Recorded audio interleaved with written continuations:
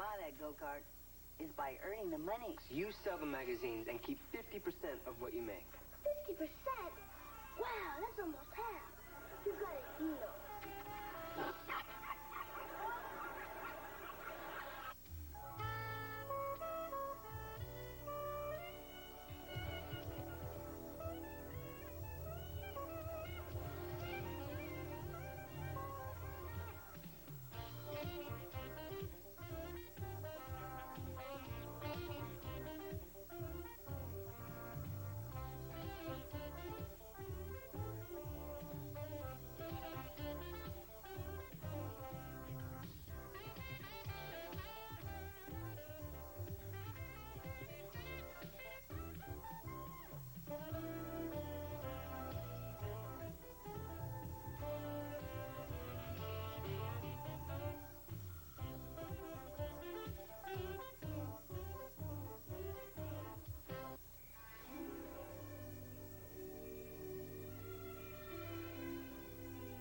Are you kids ready yet? In a minute, Dad. Beaver, relax. It's only a family meeting. Oh, great. The last time we had a family meeting was when Uncle Billy escaped. Welcome to our family meeting. Please take your seats and we will begin. Oh, good. It's only home movies. Maybe they're going to show our trip to the Pro Football Hall of Fame. Some trip. We never even got inside. Well, how was I supposed to know they'd be closed Christmas Day?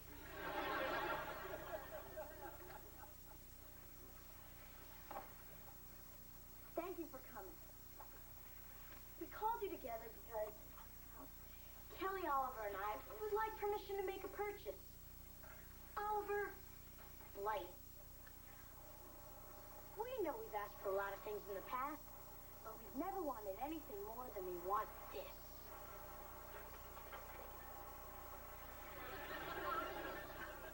Well, that's lovely, dears. But where are you going to put it?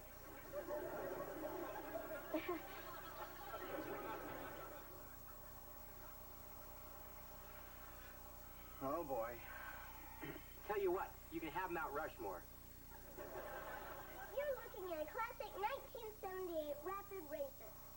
3.5 horsepower, steel tubular frame, and it gets 100 miles to the gallon, and even more downhill. Dylan's brothers only selling it because they wouldn't let him keep it at the monastery.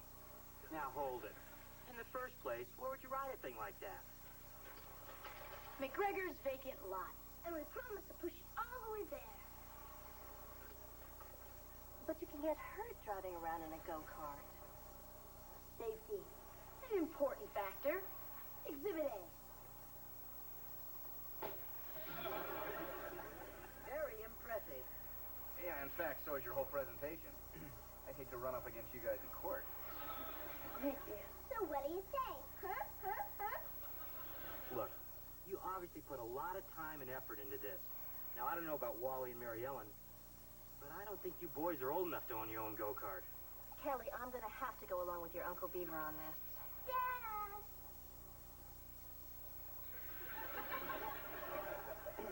Yeah, well, maybe when you kids are older.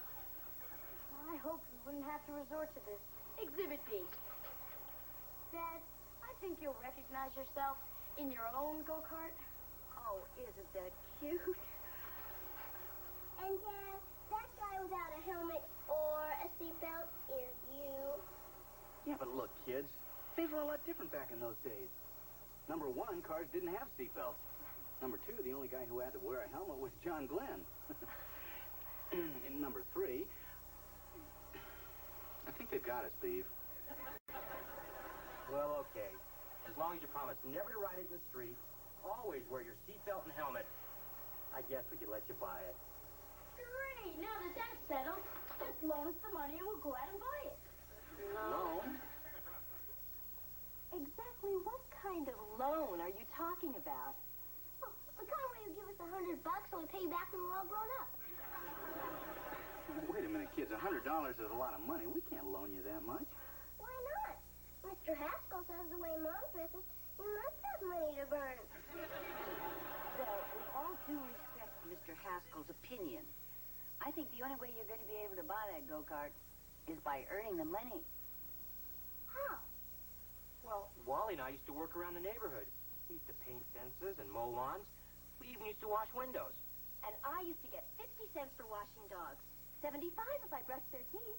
Yeah, sometimes we'd bring home over $3 a week. Yeah. And by today's prices, that'd be about $10. Yeah, but that's really hard work. Yeah, that'd be like sweating without having any fun. I'm sure we can think of an easier way. Yeah, we've got brains we haven't even used yet. All right, but just remember, kids, there's no free lunch. Great. Now we gotta start paying for our own food.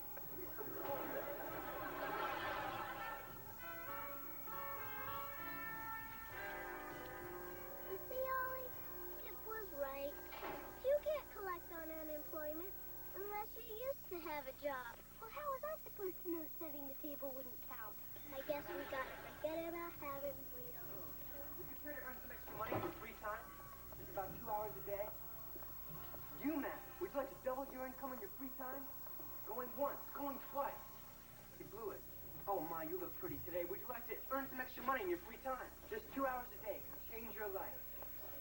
Okay, so stay the way you are. Excuse me, sir. Can we have one? Go play in some swings. Easy money, sir. A few hours, big bucks. You could afford to eat again. Hey, mister. We want to earn big bucks. Here, come back when your voice changes, okay? I'm trying to run a business here. Earn some extra money. Hey, we've got to do this again sometime. What kind of business is it? It's first-rate publications, but I can't use you guys. You're not old enough. I bet both of us put together are older than you are. Oh, so you shrimps really think you can make it in the fast-paced world of door-to-door magazine sales?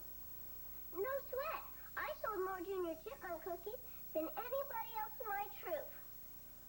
But Grandma bought 37 boxes. Anyways, we know a lot of people in Mayfield, and some of them can even read without moving their lips. Well, maybe I could use you guys on a trial basis. Let me tell you how it works. You sell the magazines and keep 50% of what you make. 50%? Wow, that's almost half. You got a deal. Here, Grandma, Dad. In here. Here, Grandma, guess what Kelly and I just got? Perfect report card. What a kid. No, we got jobs selling magazines door to door. We're gonna be rich. That was going to be my next guess. We made $12 just on the way home. I would have sold a lot more if I had to come home to use the bathroom. Wow. How did all this happen? Well, we were down at the unemployment office, and this neat guy Chuck gave us a job. First-rate publications. I've heard of them. In fact, at these prices, there's some magazines here I'd like to order. Gee, thanks, Grandma. You fill out these order forms, and I'll be right back.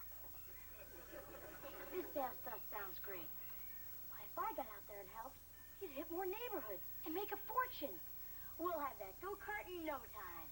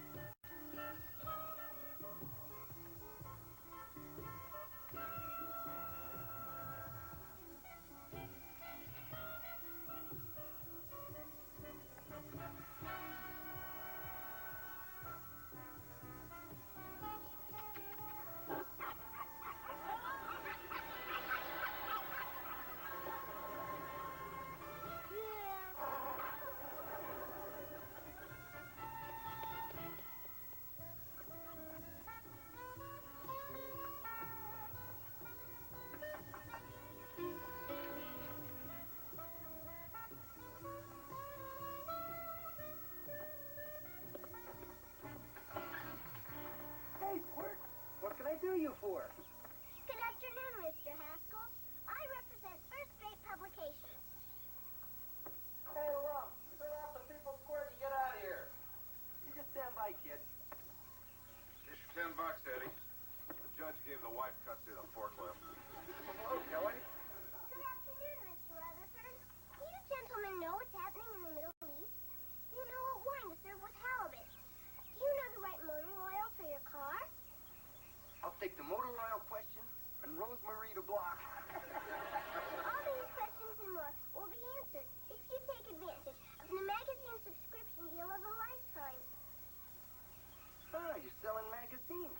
What, your old man fall on hard times? With first-rate publications, the more magazines you buy, the less you pay. Hey, forget the magazines. Can you get me a deal on a set of white walls? Good one, Walt.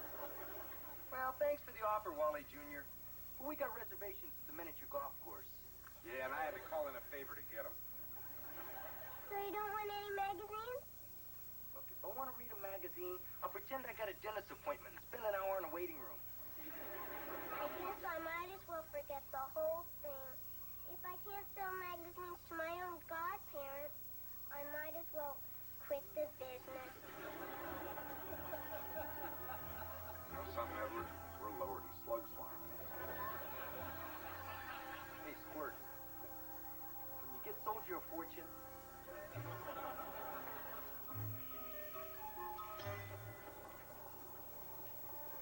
Man, would you be interested in earning extra money? Very few, easy work. Here's Chuck. That's Chuck? Yeah. So? Ollie, the guy's office is a hallway. Doesn't that seem a little strange to you? Hey, our office is in the treehouse. We made over $200. Hi, Chuck. Hey, this is my man. And who's this, your dad? No. He's my brother, Kip. He's also my partner. So how'd you guys do? Here, $220. Whoa. All of this in 1 week? You know, I gotta tell you guys, I have my doubts, but, Chuck likes you. And like I promised, here's your share. Thanks. Wow. Now we got enough for the go-kart, and maybe even enough for a sheepskin seat cover. Listen, here are a few more order forms. Thanks. No thanks. We're retiring. Kip. Ollie, we got enough. Let's just go pick up the go-kart. Boy, I can't wait till I'm the old man and I can tell you what to do. Thanks, Chuck. Yeah, thanks, kid.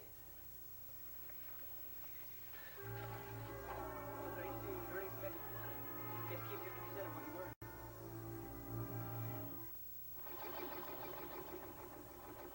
Still smoking, huh? Not as much as yesterday. Can't really tell just driving around the driveway. Let me take her out on the street and open her up. That won't be necessary, Oliver. In the last 2 months, you guys have been opening her up plenty. That's why she's still smoking. I can't figure out what could be wrong with her. You know, it was fine when I drove it yesterday. Because we're at school and I had a little extra time. Come on, Dee, you'll always be a kid. Did it smoke when you drove it, Dad? Yeah, well, that was different. I was doing a safety check. JJ, let's go. Hey, Lump. Hey, hi, Wally. Hi, Theodore. Where's JJ? Well, she got tired of waiting for you, so she took go back home. My daughter using public transportation? Her mother will never forgive me. I better go intercept her at the bus stop. Oh, yeah. Where are all those magazines I ordered? It's been 2 months. I could have been earning interest on that money. You haven't got him yet? We're taking that right away, sir. If it'll make you feel any better, Lump, we haven't gotten ours either. Oh, you know how slow the post office is. Kip just got the ant farm he ordered in the 3rd grade. Little varmints didn't stand a chance. I just hope this isn't a ripoff. Take it easy, Lump. We won't let our kids get involved in something crooked. I called the Better Business Bureau, and there were no complaints. Your name did come up, though. Party hard. Come on, everybody. Lunch is ready. Coming, Mom. Mrs. Dobson hasn't gotten her magazines either. Yeah, Mr. Angle, too. You better go tell Kip. I have a feeling we're in more trouble than Freddie Haskell when he blew his dad's coin collection on video games.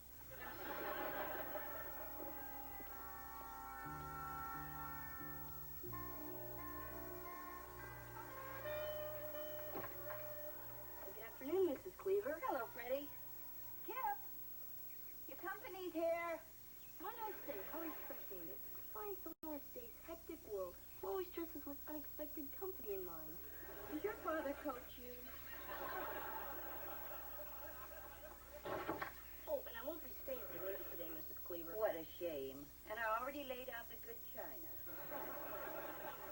kids behave yourselves. Would you come on? Hey, what's the rush, Raul? I got major problems, Freddie. What happened? They stopped making pimple cream? This is serious. I need your advice. Why have I been blessed? Because I've never seen anybody get out of more trouble than you. That magazine guy ripped us off. We got 30 customers and nobody's gotten a single magazine. What would you do? I'd just go back to the guy and demand my money back. People do it to my old man all the time. I went back. Nobody's seen him.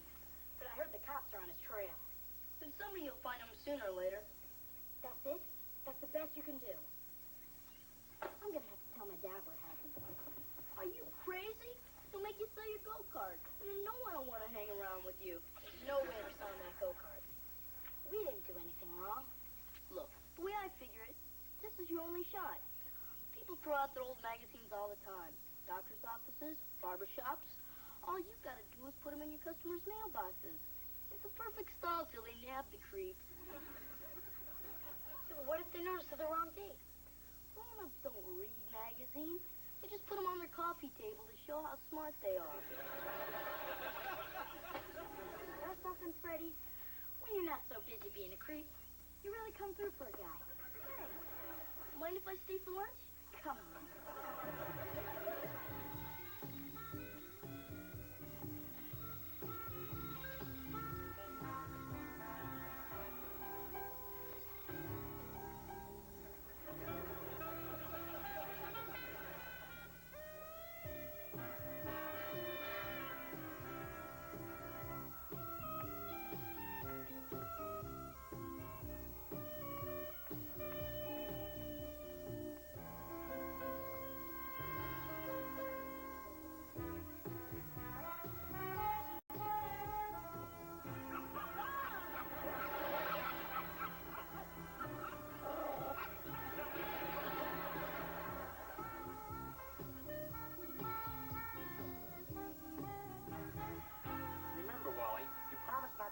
Too hard. No problem. Or hit to my backhand. I'll try. And don't rush the net. Hey, look, I tell you what, why don't you just stay home and I'll hit against the backboard? Hi, guys. Well, Cleaver, the magazines your kids told me finally arrived. See? I told you they would. Yeah, but you didn't tell me the crossword puzzle would already be filled in. These mailmen, they have no respect for a person's privacy. Oh, is this the mailman's fault? My cooking magazine is dated October 1967. Look at this. Eisenhower's recipe for meatloaf. Forget the meatloaf. I had to go to my dentist's office to read Modern Sportsman so I wouldn't miss that article on overhand bowling. All right, calm down. Let me and Beaver talk to the kids. We'll get to the bottom of this whole thing. Yeah, well, you better, Maurice. I'm not going to take this. Remember, I'm a veteran. Eddie, I don't think 6 months as a volunteer fireman qualifies. You just come up with the cash. Don't forget, I've still got your battery charger. He's not kidding. He's plenty steam.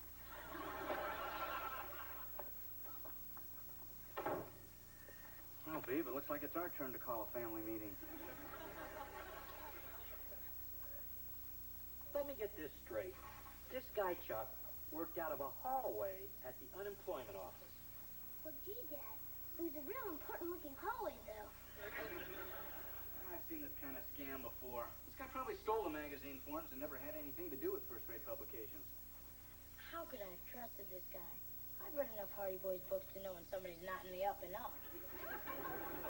It's okay, kids. It was Kelly's and my fault, too. We were all a little too trusting. You kids were doing such a great job. We didn't see any reason to interfere. Boy, I hope they catch that Chuck and stick him in a dark cell and don't give him any magazines to read.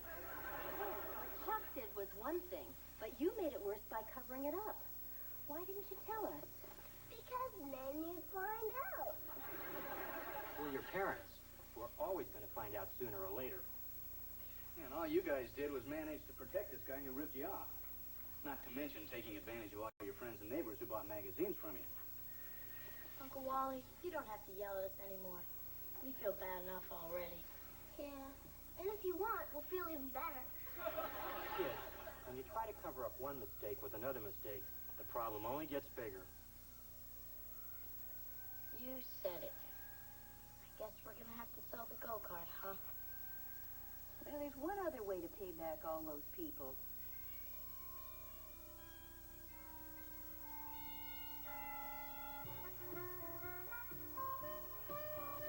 You know, this hard work isn't so bad after all. Yeah, we worked up a whole $13 this week. If you don't include that window we broke. This may sound crazy. I think maybe we should listen to our parents more often. Yeah, let's not tell them, or it'll go to their heads. And then they'd be impossible to live with.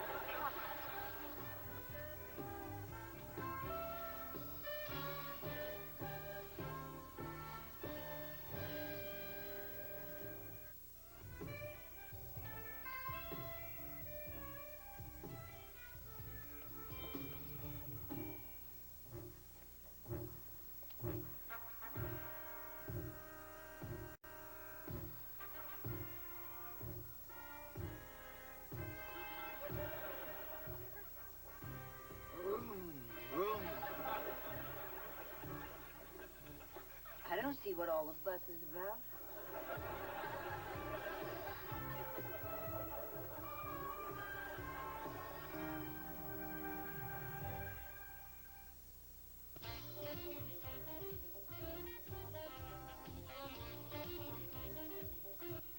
He sings, writes, dances, and engineers his own records. He does it all. Meet dance music master Stevie B on the video show that takes you to where it's happening. YTV's Rock and Talk, tomorrow night at 6:30.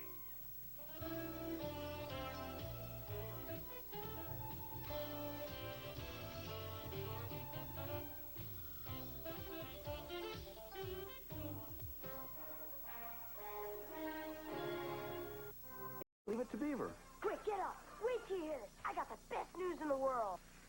2 tickets to the grand opening of Miracle Mountain. Miracle Mountain? You got tickets? Or you're gonna surprise me? Yeah. You're so sweet.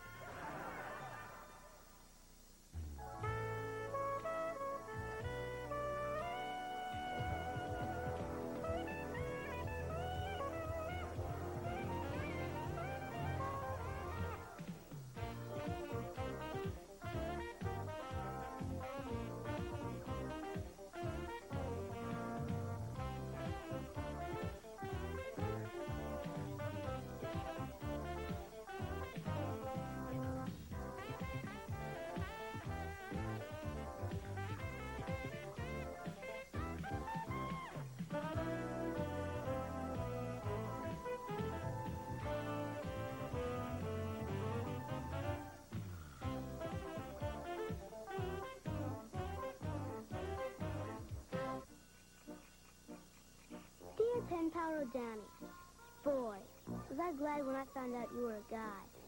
Now I can tell you all kinds of stuff that I wouldn't tell a girl. Thanks for the neat letter and the giant centipede. S-E-N-T-A.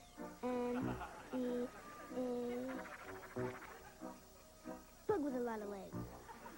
It croaked by the time it got here, but my grandma screamed anyways. I'm in the 3rd grade. I'm almost 4 feet, 4 inches, and even if I haven't catched my first wildebeest yet, I have wiped out 4,000 aliens and space invaders.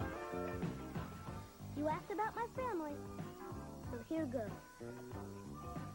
I live in a pretty nice hut, and you don't have to leave the house to go to the... Well, you know what I mean. I live with my dad, brother, and grandma in a small village called Mayfield.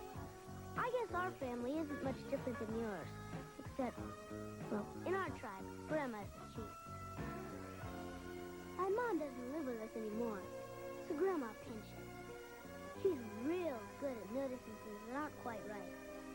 Well, like when my fingernails are dirty, or when I tried to paint pinstripes on my dad's car. But nobody has a better costume than I do on Halloween. My dad's different than my friend's dad. And even though we don't hunt boars so much anymore, we watch cartoons together. And he's never too busy to do something. He Keep going. Just a little further, Ollie. Come on.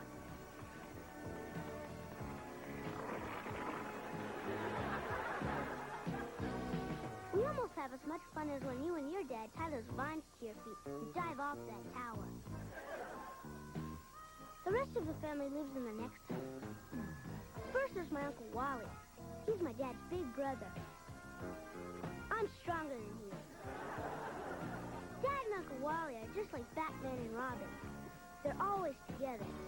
You know, like those two guys you have in your country, Congo Man and Umblock. Connect black wire to the negative side of battery. Great.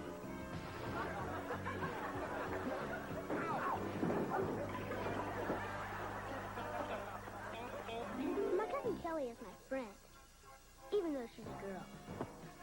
But enough about her. Then there's my brother, Kip. What a creep. Of all the brothers to get stuck with, I got him. Boy, you're lucky. With 17 brothers, if one's a chowderhead, you can always move on to the next one. What's weird is, my brother wasn't always so bad. You know, even a few weeks ago, I used to think I liked him. Oh, quick, get up! Come on, get up! No! Don't let the wind get me! No! Oh. I was dreaming I was back at our Aunt Martha's 90th birthday party. Quick, get up! Wait till you hear this. I got the best news in the world. Freddie Haskell's moving? Better. They lowered the driving age to 9. Come on, get up! I can't. I'm not wearing any bottoms. It's okay. We're brothers. Oh. Hey, what's that behind your ears? Probably just dirt. No. 2 tickets to the grand opening of Miracle Mountain. Miracle Mountain? You mean that place with the parachute drops and the runaway bobsled? Wow. Just watching the commercial makes me want to throw up. That's the place. Yeah, hooray! So far, so good, huh? Now, you've probably never seen I Was a Teenage Martian. It's my favorite movie. It's about a regular kid who turns into an ugly, slimy monster. And that's what happened to Kip. And it happened so fast, there was nothing I could do to save him.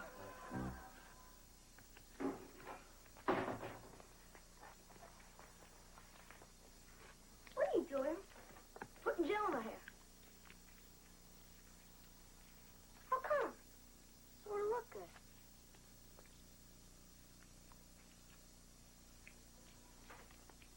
When's it going to start working?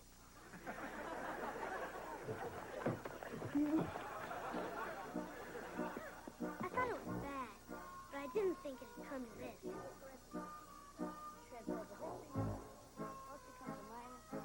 It's all divided by Y. In this country, we have a strange disease that most guys fear worse than eating creamed corn. It's called girl.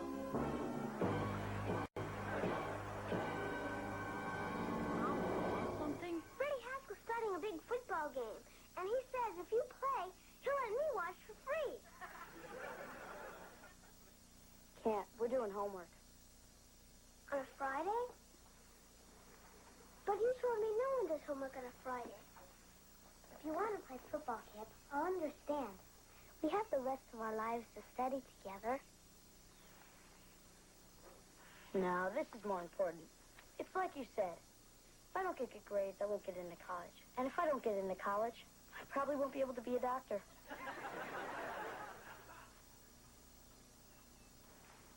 You okay, Kip? Look, are you hungry? I guess. Great. Then why don't you go in the kitchen and get yourself something to eat?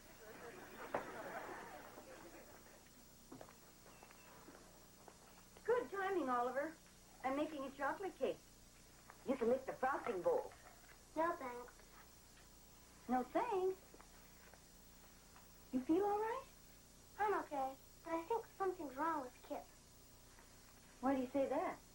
Because he's out there with some goofy girl. What makes her so goofy? Lots of things. She's always playing with her hair. She's got funny-looking socks on, and she's warping my brother's mind. I don't think there's going to be any permanent damage. And I'm sure when you get to be his age, you'll understand the way Kip feels.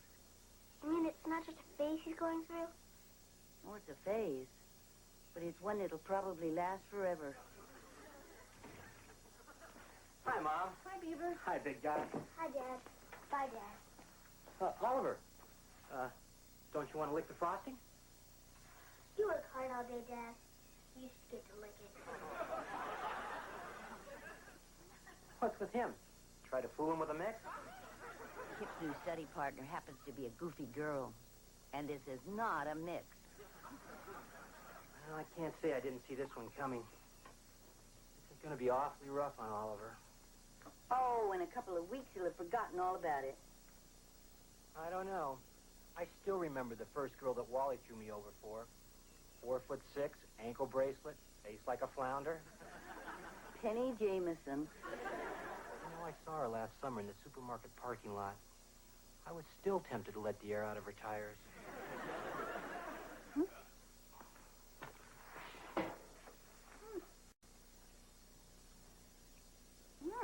I don't know what they're missing.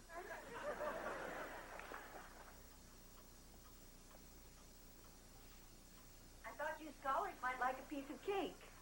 Oh, no, thank you, Mrs. Cleaver. I'm watching my complexion. I guess that means I am, too. Well, guess I should have made a zucchini cake. Now, where were we? Did you hear that Frankie and Donna broke up? What a waste. They were going steady 2 whole weeks. Yeah. But since they have tickets, they're still going to Miracle Mountain together. Well, I don't blame them. Those tickets were real hard to get. I waited in line 3 hours. You got tickets? How come you didn't tell me?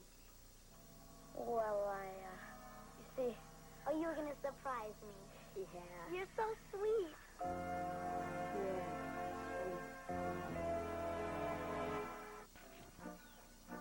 Well, pen pal, see what I mean?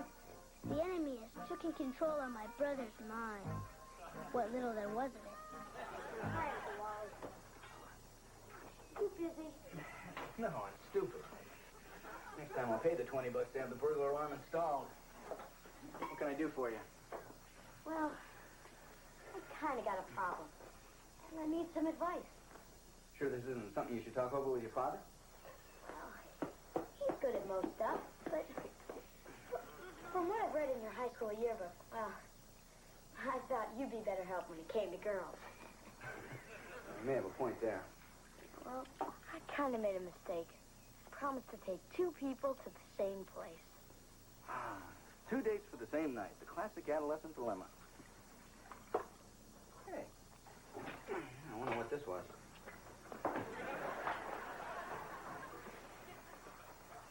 What am I going to do? Well, the only decent thing to do is take a person that you asked first. Yeah, but the other one's so much better looking. Well, it sounds to me like you've already made up your mind. You don't want advice, you want approval. Can't give you that. But whoever you decide to leave behind, just be honest with them. It may be a little bit rougher on you, but you owe them that much.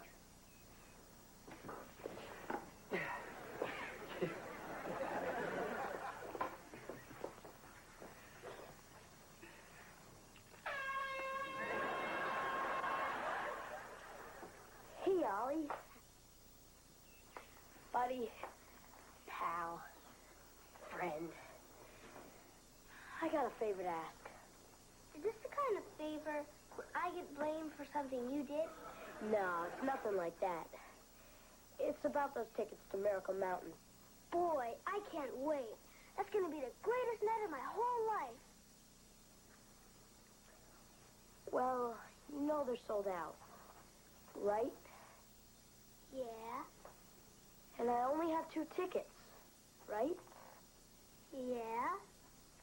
Charlene's really got her heart set on going. Yeah? We have to work something out. You mean I gotta go with Charlene? I barely know her. No, I'm going with Charlene. So I need that ticket back.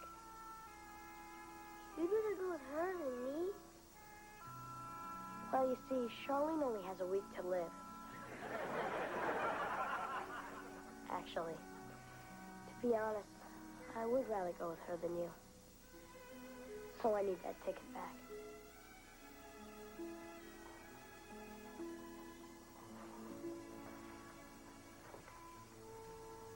Are you sure?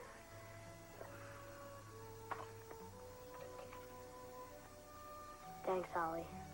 I'll remember this.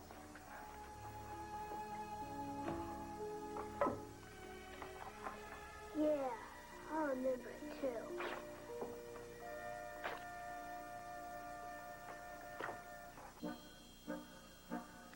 Boy, Donnie, can you imagine a brother playing a dirty trick like that on you?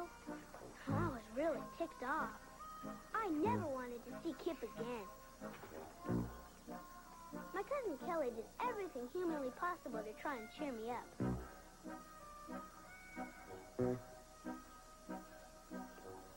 I wish she was better at it. Hey, Ollie. What you doing? Seeing how much string is inside this softball? What good's that gonna do? It's Kit's softball. Finally, the big night arrived. She might have had her claws sunk in. But I wasn't about to give up without a fight. Hi, Charlene. Oh, how sweet, Kip. You didn't have to spend money buying me flowers. Don't worry, he didn't. My grandma picked him out of the garden this afternoon. What does it matter? It's the thought that counts.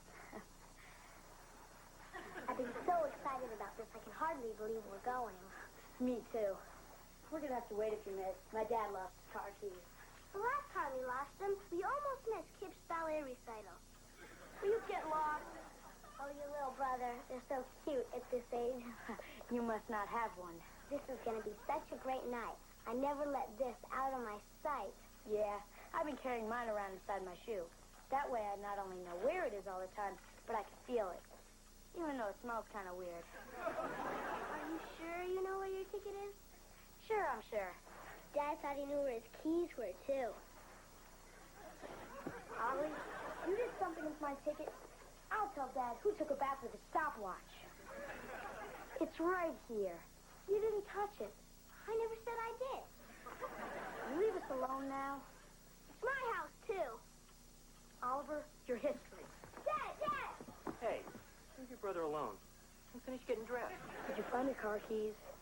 I sure did. They were in the freezer. How they got there, I'll never know. I wonder. Anyway, let's shove off. Kip, wait a minute, honey.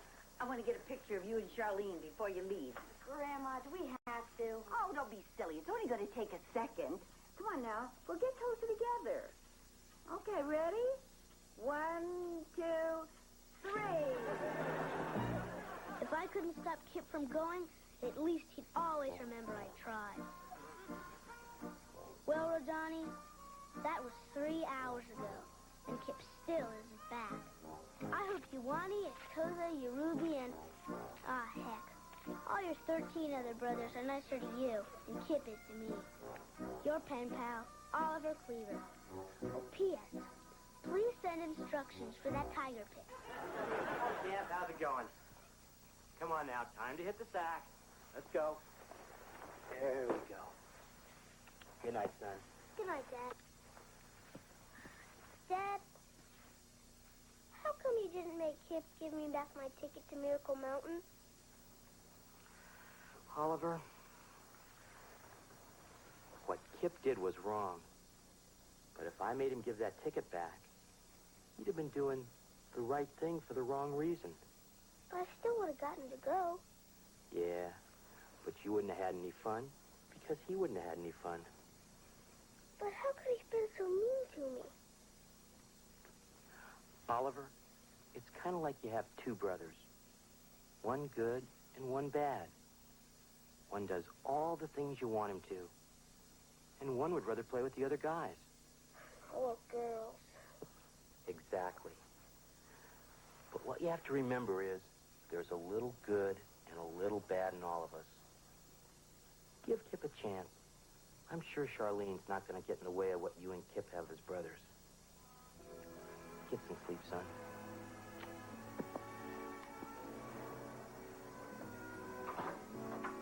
How can I sleep if I gotta share my room with a girl like her?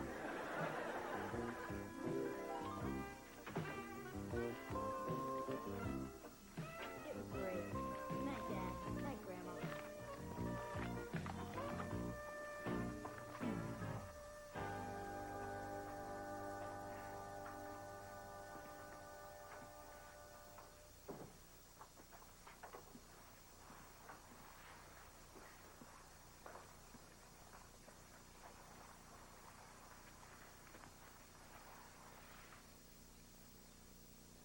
You awake? No. Mind if I turn on the light? Yeah, I mind. You don't want me to undress in the dark, do you? Yeah, you might hurt yourself. Want to hear what happened tonight? I don't want to hear what kind of a great time you had with little Miss Muffet. That's just it. I didn't have such a great time. Yeah? We get there, see? There's all kinds of awesome stuff going on. First thing she does is go to the bathroom and comb her hair for 10 minutes.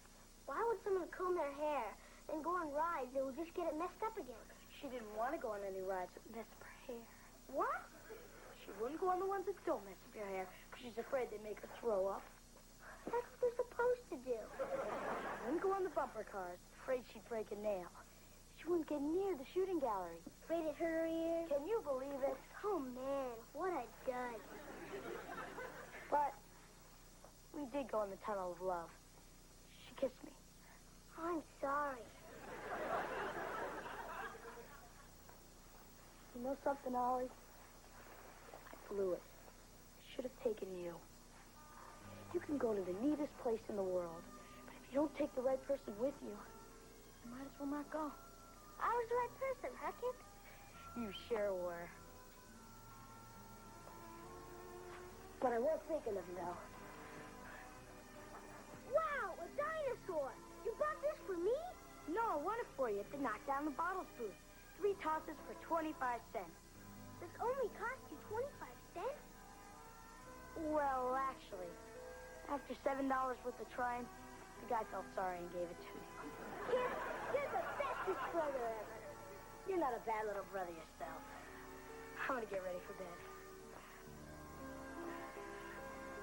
Oh, Kip, what's up with us? What was up?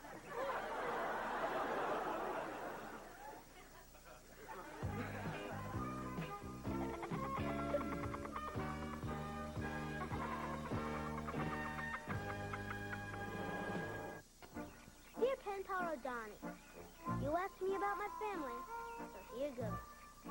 Let me tell you about Kip. He's more than just my brother. He's the smartest, bestest looking, coolest brother a guy could have. And I wouldn't even trade him for 16 other brothers. We like the same junk. We do everything together. Next week, he's even taking me to Miracle Mountain. Unless he falls for another girl.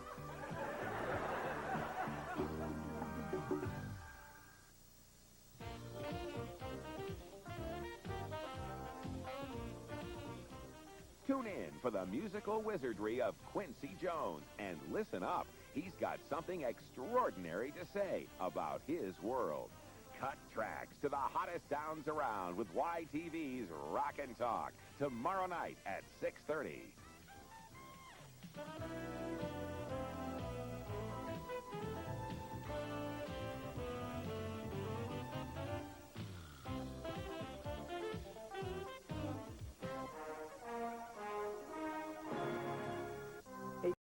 Is the one to gain each other's respect. And sometimes along the way, the strangest detours take us exactly where we want to go.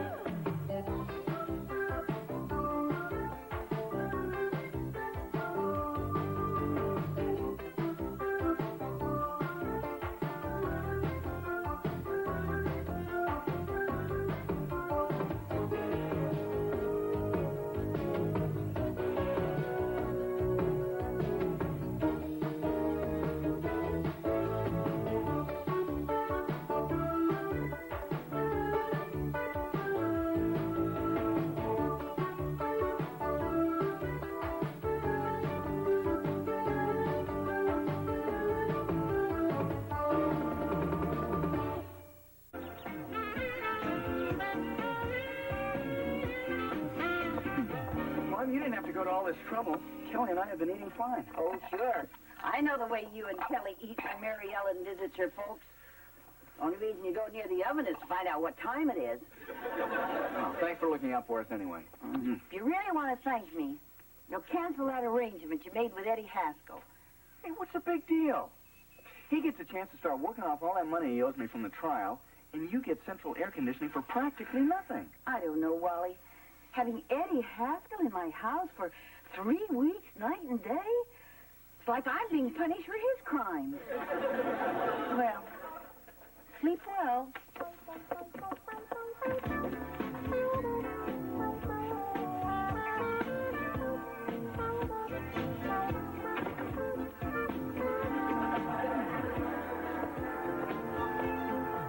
Hi, Dad.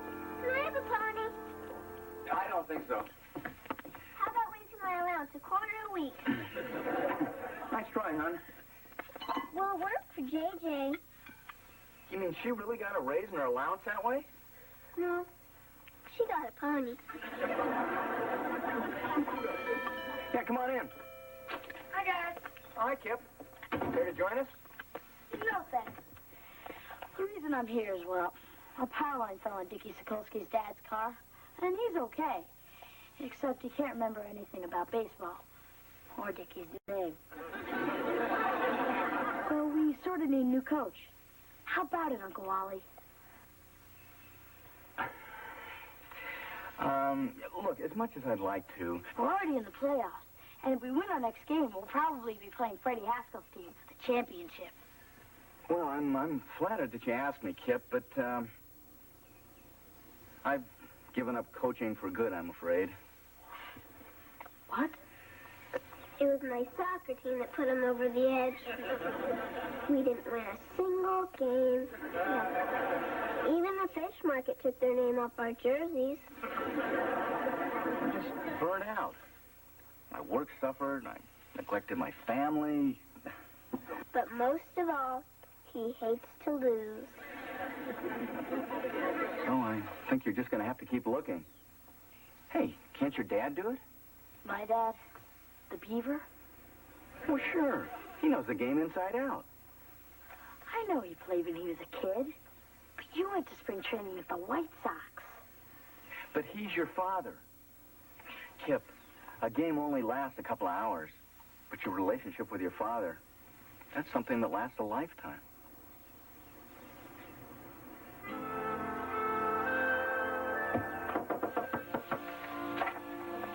I just got off the phone with George and Bush. He got the power more down at the baseball field, and he told me that he were playing next week. You're back in the pitchers. So I figured he'd throw a lefty at him.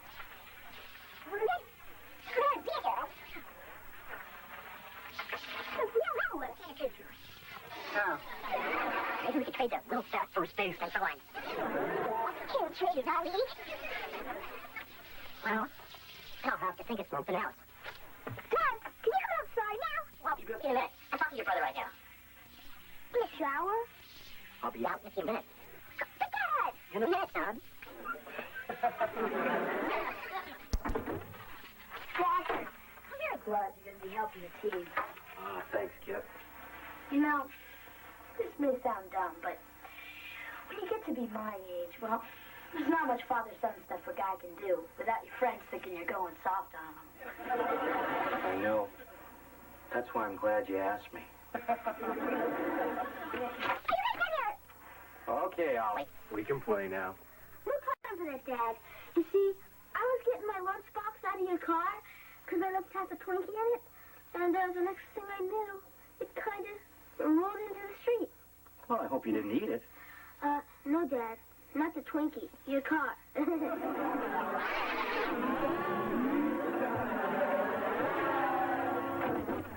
What for?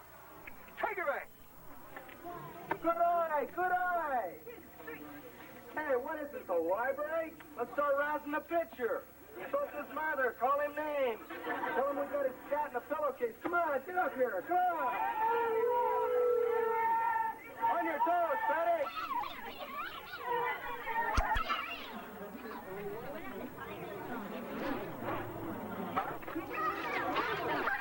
Ready, all right, there.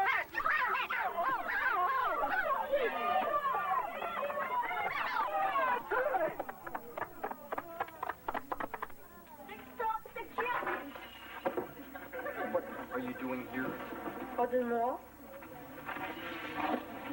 If you'd been paying any attention to your coaches, you'd still be on third.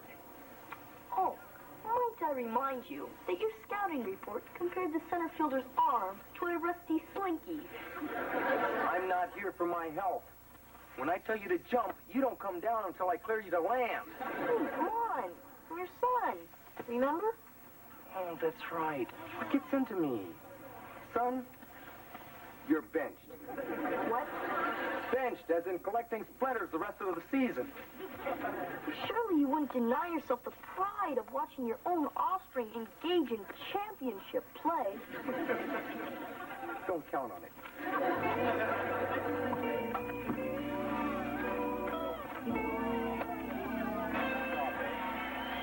Big hand off. Green, come on, come on. Yeah, you see, late. Come on, coach. Now do you think it's time to go back to a four-man? 35-yard.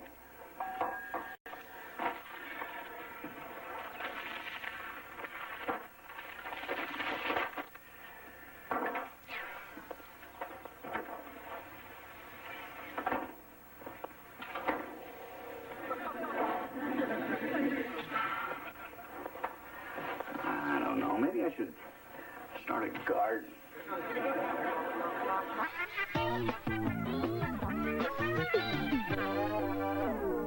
And we'll put the trophy over the fireplace. Unless you think we should build a display case for it. Now, don't get too excited, Kip.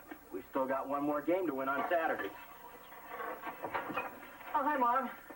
Hi, Wally. Well, I guess I don't have to ask how things went today. What was the score? Well, it was pretty close. Yeah, if one more of their players had shown up, they wouldn't have had to forfeit.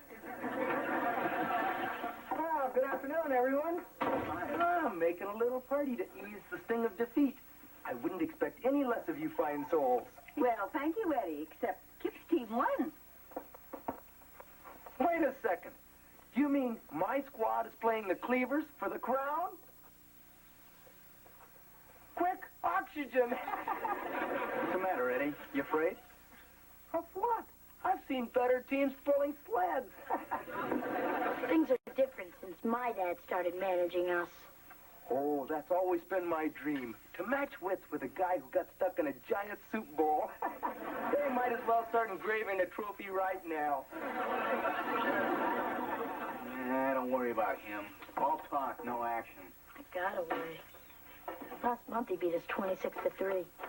Maybe it'll rain on Saturday. Well, it's a good thing your father isn't here to see this. What are you talking about, Mom? After all the times that Eddie Haskell has manipulated you, misled you, taken advantage of your good natures, do you honestly think you can't win that game just because he says so? Mom, there's no point in starting with Eddie. Nah, you just can't win with a guy.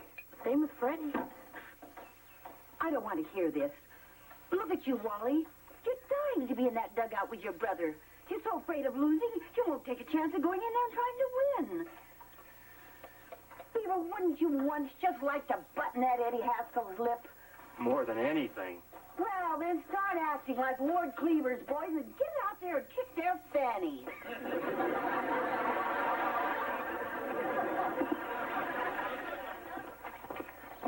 You know something, Eddie?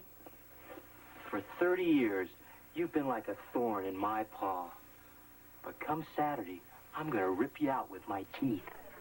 Not much in the metaphor department, are you, Beav? Metaphor department, I'm on a roll. That's it, Eddie. All you've done your whole life is make people miserable. Well, come Saturday, you're going to be down on your bony knees begging for mercy. I'm with you, Beav. The Haskells have tackled at the Cleavers for the last time.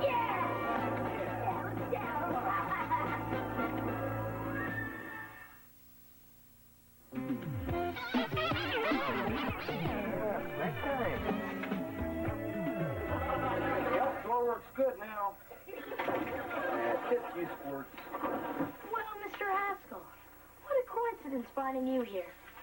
Freddie was just saying how he wished his father were around so he could share his good news with him. Right? Yeah, what he said. Well, I'll just leave you two to have a pleasant father and son talk. cooking. Olive? Oh, no thanks. I had a big lunch. Sir, I thought you'd appreciate my bringing this to your immediate attention. Hey, you got a 92 on the science test. That's out of 100, right? But of course, sir. Yeah, very good. Make a copy of this, mail it to your grandmother. Maybe she'll send you a couple of bucks. Suggestion, sir. I do hope this stunning academic achievement has inspired you to reconsider my playing in Saturday's game. Play. You're lucky I let you keep your uniform. But, sir, what about my test? What? You want me to name a sandwich after you? Son, I'm doing this for your own good. The real world's a rough place out there. I'm just making sure you're ready to face it. You're too kind, sir. Good afternoon, ladies and gentlemen. Welcome to the Mayfield Youth Baseball League Division A Championship. Today's contest is the undefeated Mayfield Tigers, coached by Eddie Haskell, against the Cubs, coached by Theodore the Beaver Cleaver. Here we are. Guys, if there isn't one of you guys who hasn't dreamed of coming up to bat in the bottom of the ninth in the 7th game of the World Series and knocking one out of the park. Today we got the real thing. A chance to find out if you've got what it takes to be the best. $20, right here. All you got to do to collect it is to keep them from scoring a run. Now, I don't care whether you do it by making a great catch, throwing someone out at the plate, or by tripping someone around in third base. Now, if you think you can hit it, then you'll hit it. If you believe you can make a catch, then you'll do it. If you believe in yourself, you're going to be a winner, not just for today, but for the rest of your lives. Okay, you guys want to hear a big pep talk? You go rent Rocky Street. All I got to say is you deserve to be here today, and I've really enjoyed coaching most of you this season. Well, come on, guys, let's get out there and win.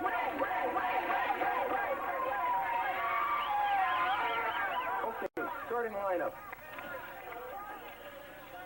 Freddie Haskell. Yes, sir? Go get my chapstick out of the truck.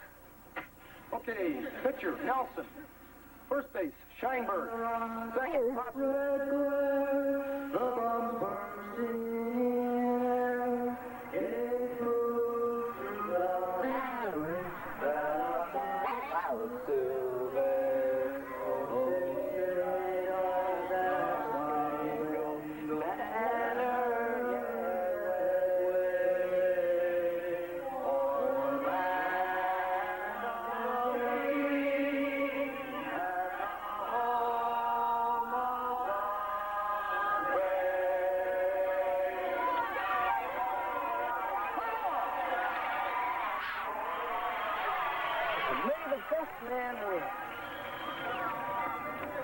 Or the team that plays the best.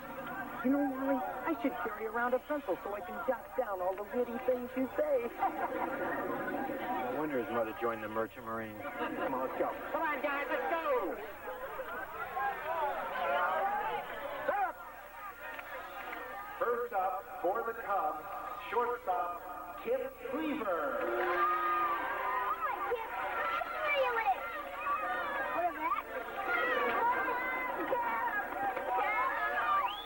Wait for it. You can do it. You can do it. Come on. Here we go. Here we go.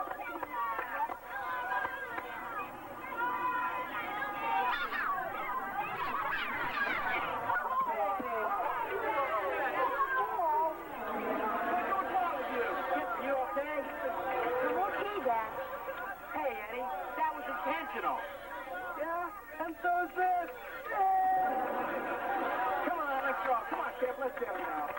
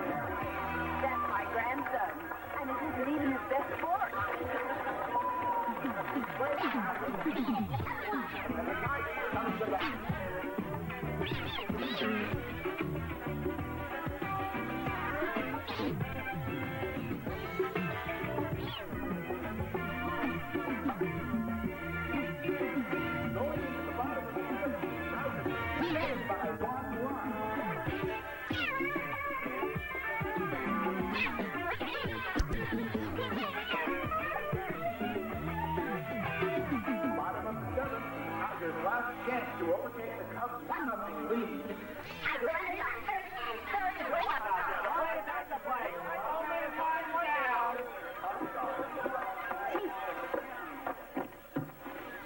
Hey, Roberts, where do you think you're going? You're up to bat, you lunkhead. Look, Coach, I'm really late. I got split. So what's more important than this game, pray tell? My great aunt's funeral. So another 5 minutes won't make any difference to her. That's the trouble with you, Robert. No sense of priority. Going to Central Chief Theater. We are awaiting word on who the hell will be.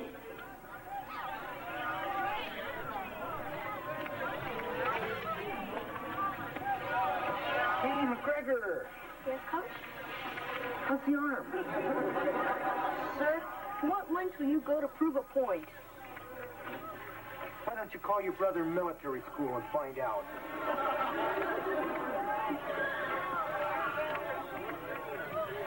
All right, go ahead.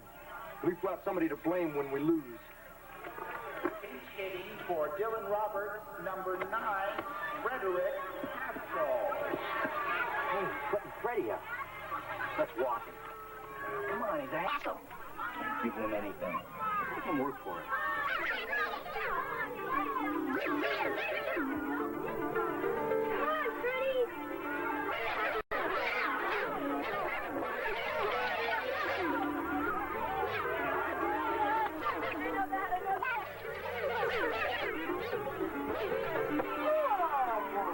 Come on, hit the ball. It's not going to hit your back.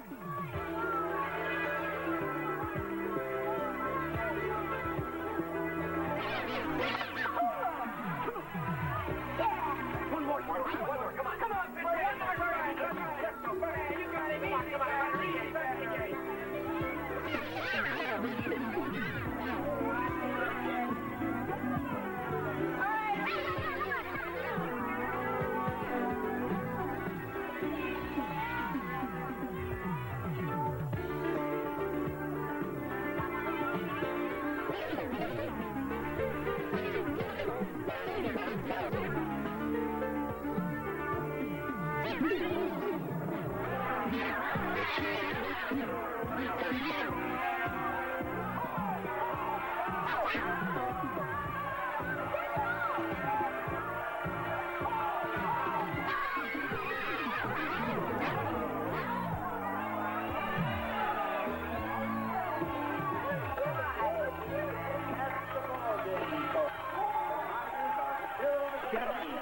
Final score, Cubs 1. Thank you all for coming. Sure. That's not true, honey. Take them together and they take the heart together. And then they blew it. Dad, you won. What, you expected to lose? Look, tell the guys we'll go for ice cream and see if some of the old men can pop up some dinero for a change. Yes, sir. Ready? Freddie, wait.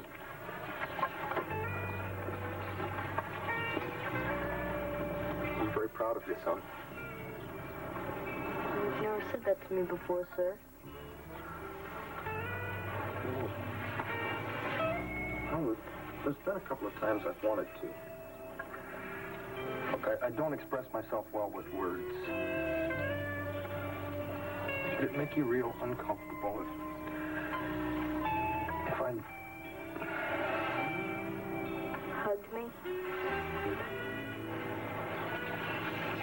Or something like that.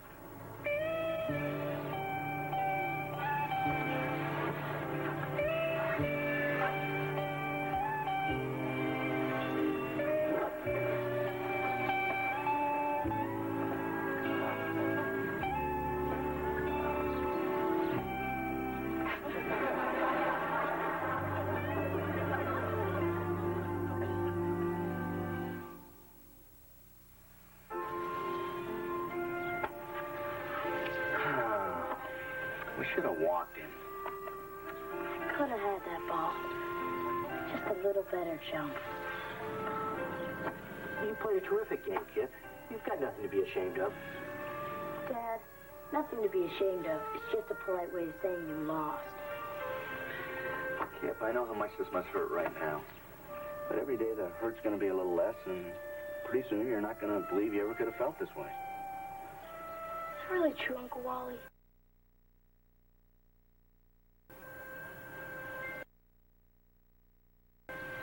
No. Hey, that was some game, huh, guys? Go ahead, Eddie. Start gloating. I'm ready. Hey, what are you talking about? Your team was in control all the way. And we just got lucky. Sometimes that happens with a better team. Could have gone either way, guys. Yeah, you guys did a great job with that club. You deserve the trophy, not us.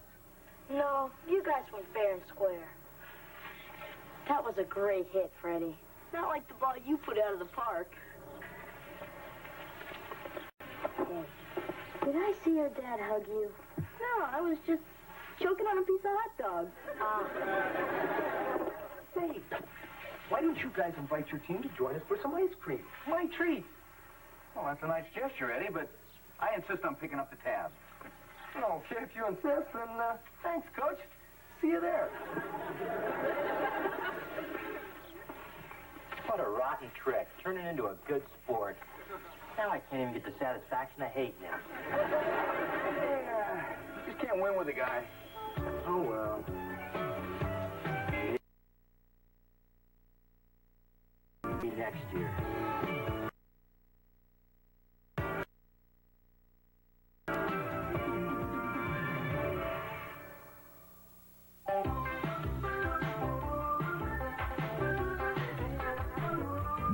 Gather your family for the welcome return of a grand tradition as the Disney Channel proudly presents the award-winning series Wonderful World of Disney.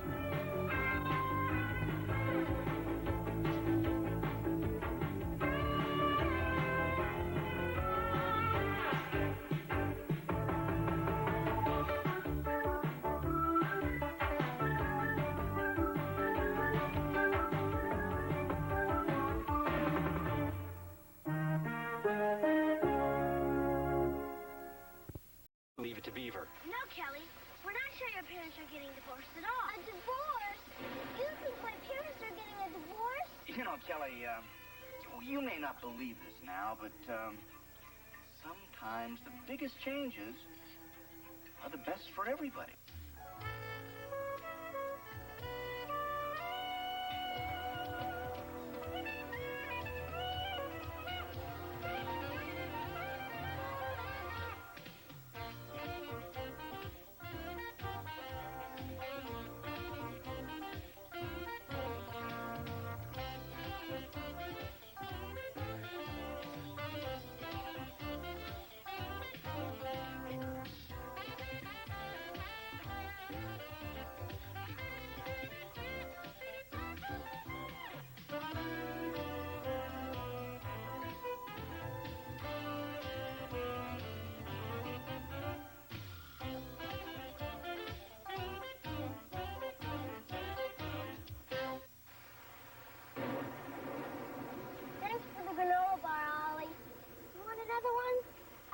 Anymore since I found out they're good for you.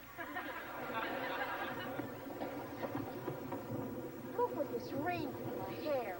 I can't walk into school looking like this. Why don't you put on your poncho and keep it dry? Hey, I'm in the 8th grade now. If I walked in with this thing on, you guys would be giving me the business for months. Have any granola bars left, Ollie? Your mom's still not cooking, huh? No. And I hope she starts again soon. I can't take Dad's little black bacon bits much longer. She sure has been acting strange. Probably the weather. I haven't felt much like cooking either. It's not just cooking. She doesn't eat with us, she goes to bed early, and she's cranky like the mothers on the Perry commercials. Your mom goes to bed early, huh? Way before Dad. Before, they used to sit on the couch after dinner, and he'd nibble her ear and play with her toes. But they don't do that gross stuff now. Yeah, our parents used to do that kind of stuff too until what? Did I ever show you my appendix scar? Until what, Oliver? He wasn't saying anything. Just a kid. Yeah, just a dumb kid. Something's going on here. No, nothing. Right, Ollie? Right, Ollie. I mean, kid.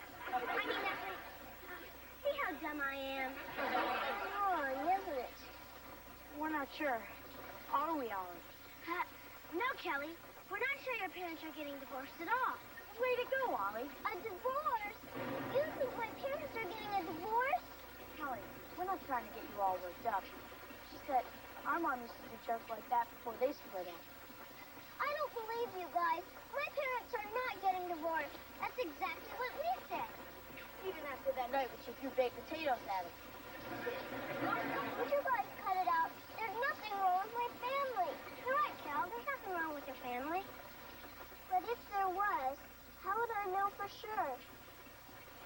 Well, our parents told us at a fancy restaurant. I guess they figured we wouldn't scream or nothing. There's Lumpy. Let's go.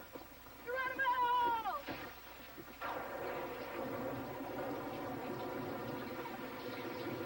Hey, come on, Cal. What's the matter? Mom and Dad said that we were going someplace fancy for dinner tonight.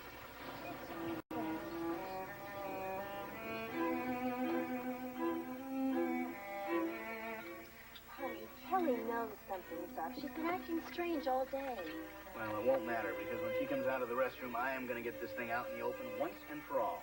You? I wanted to tell her weeks ago. You were the one who wanted to wait. Well, how do you tell your child there's going to be a radical change in her family? It's simple. You just come right out and say, hi, Kelly. Kelly, where'd you get that towel? Oh, some lady in the bathroom was handing them out. That's nice. Yeah, I always liked this place. That you proposed to me here.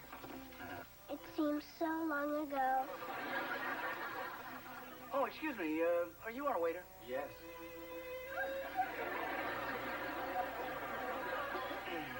They're, very busy here.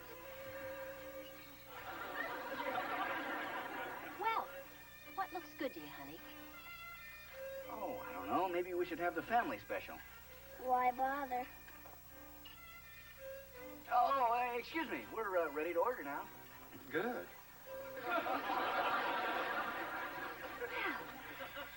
Look at her all dressed up. She's such a big girl. Yep, she's our big girl, all right. Our big girl.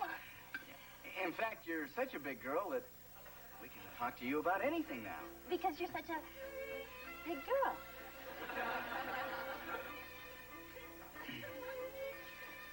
You know, Kelly, the funny thing about life is that you never know what changes are just around the corner. You may not believe this now, but sometimes the biggest changes are the best for everybody. Does that make any sense to you, honey? I'll be right there.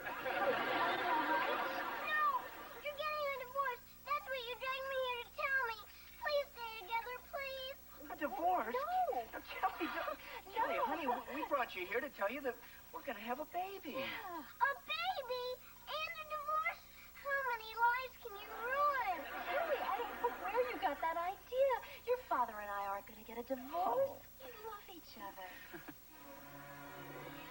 You mean you're really going to have a baby? Yes. It's pretty exciting, huh? It sure beats getting a divorce.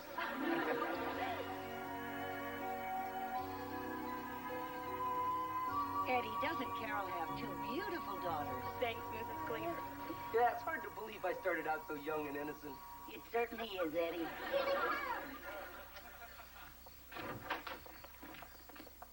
Surprise! What's going on here?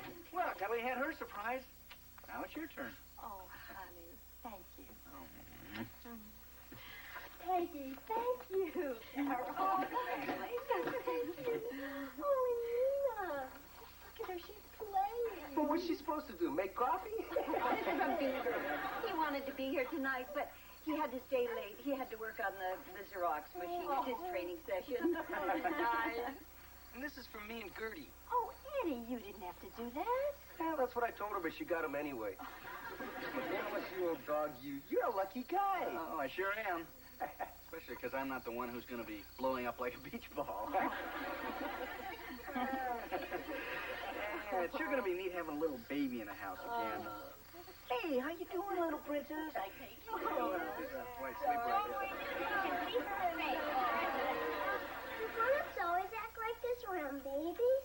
Yeah. Sleepy, isn't it? You'd think in 6 weeks a kid do more than sleep, cry, and slobber. A baby squirrel would be walking on telephone wires by now. Don't you like having the baby around? I thought I would, but now that she's here, they don't even know I exist. Come on. You're probably just imagining stuff that isn't there. Like when Kip and Ollie thought my parents were getting a divorce. You might have been better off. Did you hear them? I've got all my teeth. I've had 2 years of ballet, and all they do is take pictures of Baldy. Hey, I still think you're cute. Thanks. I needed that. Things are a lot different now. Mom and I used to do things together, and I'm nothing but a built-in diaper changer. And by the way, make sure there's the disposable kind.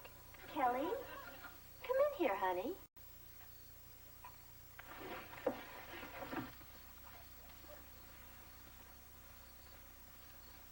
Come on, sweetheart. Sit down here. Here, I want you to see how much fun you're going to have. I'm not sure about this, Dad. Oh, now, come on. Don't be nervous.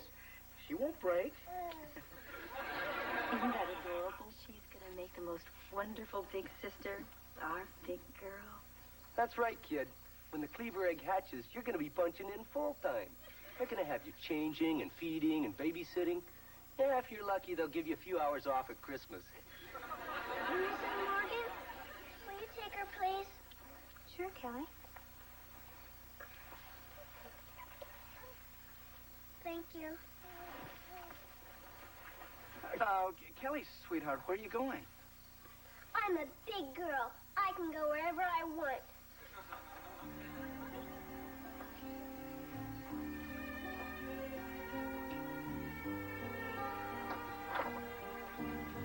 Kelly, what are you doing? She's packing. I know that. I wanted to hear it from her. I'm just taking the important things now. I'll send someone for the rest later. Wally, she's serious. Stop her. Trying to stop her now will do more harm than good. Let's just go along with it for now. Could you please hand me my Snoopy Bratz? They're over there. Well, I take it you've given this a lot of thought. Oh, yeah. It came to me on the way upstairs. Can I have a muffin, please? Oh, honey. Did you know Muffin's missing an eye? We're all having our problems these days. Listen, sweetheart, I know that our having a baby is a big adjustment for you. And if you feel that the way you want to handle it is by leaving, well, that's your right. Thanks. Could you please get me my rose knit dress? It's on the doorknob.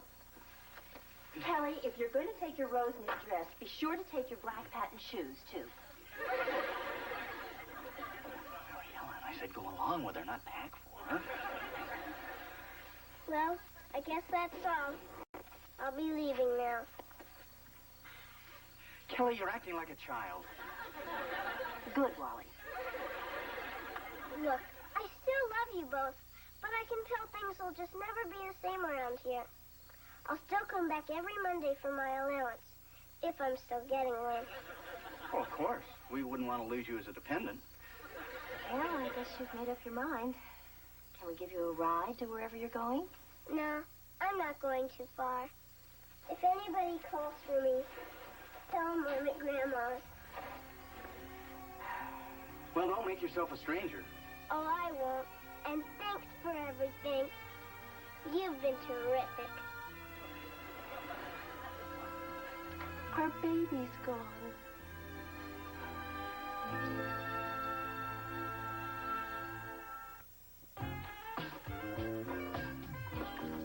Mom, eggshells have protein, don't they? Yes, dear. But if you want your omelet crunchy, I'd suggest green peppers. You'd think they would have invented something to do this for you. They already have. It's called a mother.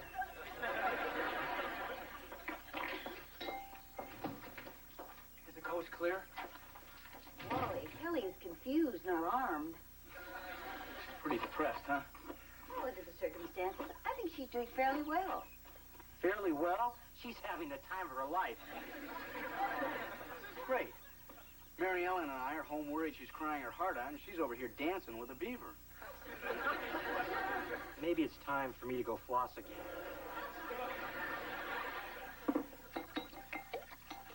All right, that does it. Enough of this liberal 80s parent garbage. Fine. What do you propose to do about it? I'm going to drag her home whether she likes it or not. I guess you've forgotten that 2 days after we brought Beaver home from the hospital, you tried to trade him to the Donaldsons for their cat. I was like Puff Puff. It took you a long time to accept having a younger brother. You can't expect Kelly to adjust to it overnight. Well, I just wish she'd adjust to it at our house. Let her stay here for a while. She'll come home when she's ready. And when she does, make her realize that the baby is a blessing, not an intrusion. Let her help you pick out toys and furniture and even select the name. Thanks, Mom. You know, we should have just let you tell her in the beginning.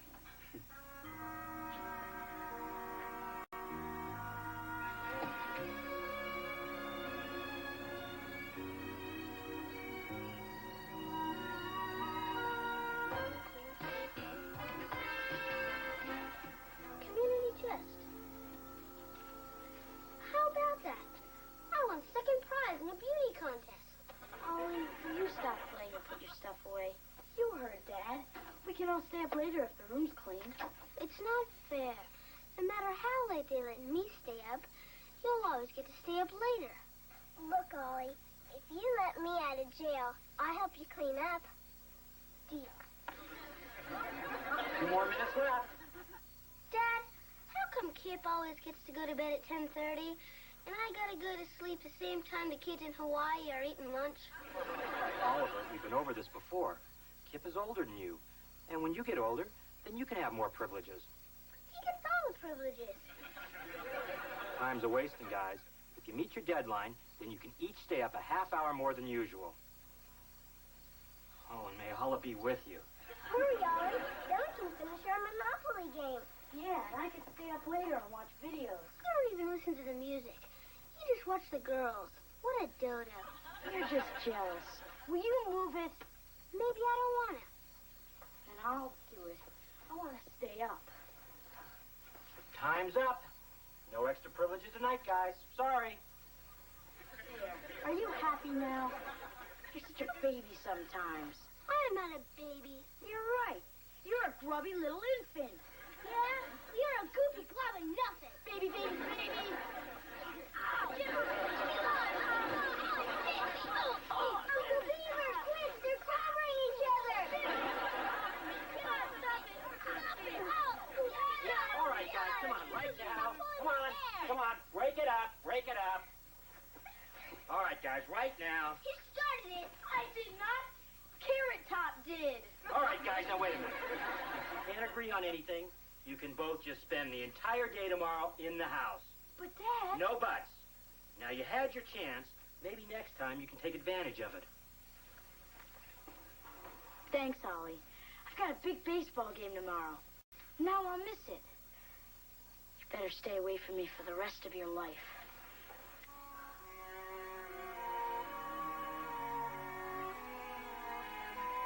Boy, I felt sorry for Kip. Now I'm positive I don't want a brother or sister. All they do is cause trouble. Well, sometimes they do. They can be a lot of fun, too. I'd rather have a dog, and I'm allergic to those. Well, your brother or sister can be the best friend you'll ever have. So can a dog. That's what they're known for. Dogs are nice, but a brother or sister, they can talk to you and share their toys and their secrets. They'll even eat your lima beans when your folks aren't looking. you might like a little bedtime snack. Thanks, Uncle Beaver. Kelly, there's an awful lot of love in your house. And, you know, just because your family's getting bigger, it doesn't mean that there's any less for you. You know, Grandma, I like the way you try to cheer me up, even when it doesn't work. Well, you can't blame me for trying. Dad, Yes, Oliver? I have a confession to make. I started the fight upstairs. I also didn't clean up my half of the room when I was supposed to. Is that true, Kelly? Kip? I never meant for you to miss your game. And I just got so mad because I'm not older, and it's not your fault. Well, Kip, I guess you can play in your game tomorrow. And stay up a little bit later tonight. Hey, great. Thanks, Dad. And thanks, Ollie. It takes a real man to admit what a creep he's been. Aw, thanks, Skip. Does this mean I don't have to stay away from you for the rest of my life? Sure. You know that $5 I owe you? Yeah? Well, here's one of them. I'm gonna die. Dad, am I still grounded? I'm afraid you can't wiggle out of that. But I'm very proud of what you did tonight. And I'm going to make sure you get back those other $4. Well, I guess the least I can do is go upstairs and pick up the stuff that's getting moldy. Wait a minute. I'll give you a hand. I love this father-son stuff. Boy, Ollie sure was brave. Sure was. I wouldn't touch any of the stuff under his bed. No, I mean about admitting what he did. Once in a while, a little goof will really surprise you. He was mean to you, and he got so mad at you. I sort of don't blame him for being mad. I do have it better because I'm older. He still does a lot of nice things for me, though. Like what? Well, once he wet my towel for me, so Dad thought I already took a bath. Really? Yeah. Then last year, when I wiped out on my skateboard and broke both arms, brushed my teeth for me. I guess a younger brother could come in handy. Especially when all my friends are busy. I always have Oliver to goof off with. He'll do lots for me a friend wouldn't, like that $5 he loaned me 3 years ago.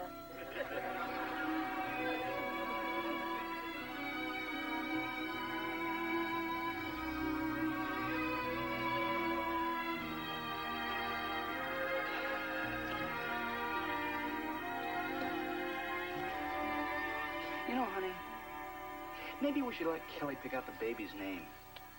That'd get her involved. I don't think that's a very good idea. We could wind up living with someone named Kermit or Dad. Kermit Cleaver. It's got a nice ring to it. Honey, I don't think so. Kelly! Oh, Honey, it's Kelly. Oh, hi, pal. I just want you both to know that it's all right with me if you have that baby. I think we can make it work now. Oh, honey, I'm so glad to hear you say that. But what made you change your mind? Well, when you told me about the baby, I just thought of the bad stuff. I didn't think that maybe one day I might need somebody to brush my teeth for me.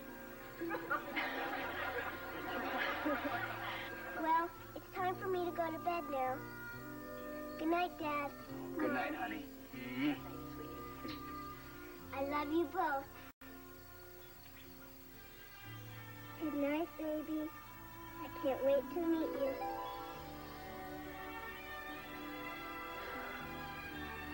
Oh, come here, you.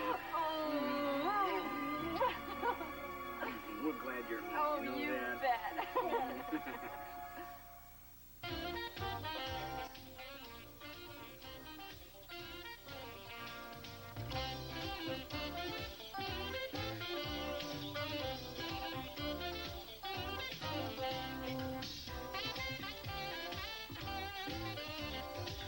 Take care of yourself and your family with a show that puts parenting in perspective. Join Debbie Van Keek.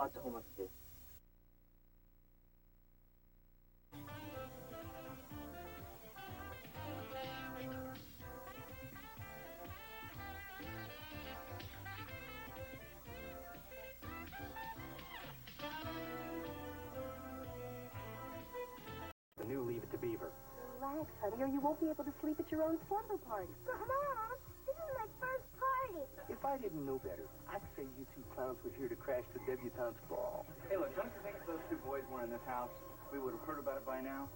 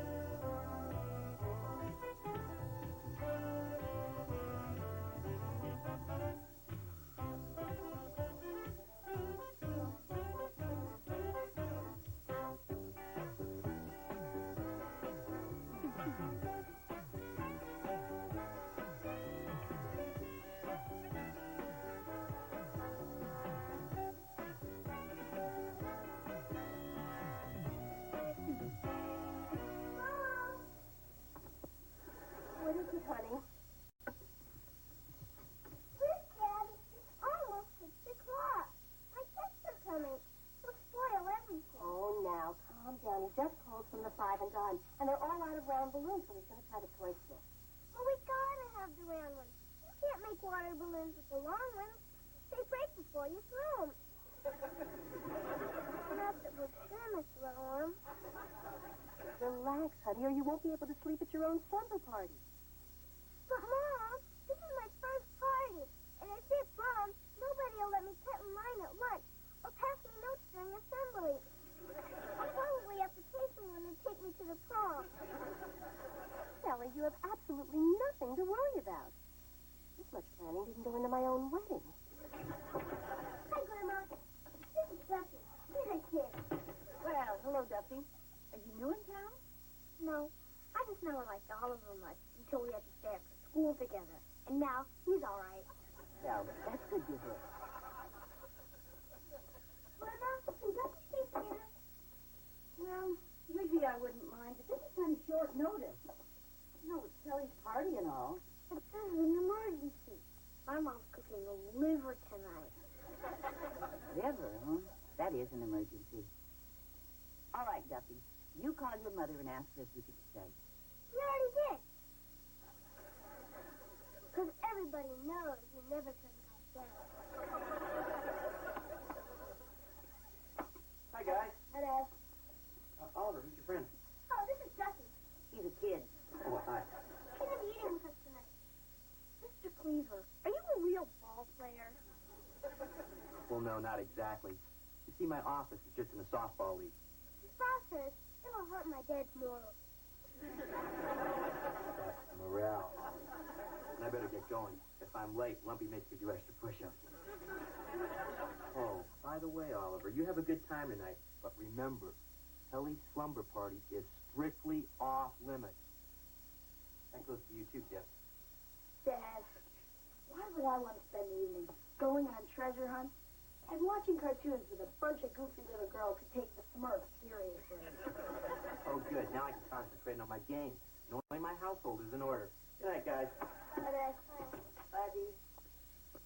Are they really going to have treasure hunts and watch cartoons? Yes.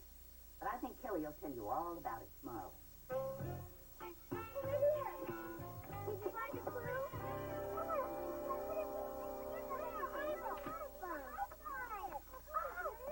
The big one. Over here. That's what they want to play the piano. Oh, yeah. Now, nowhere.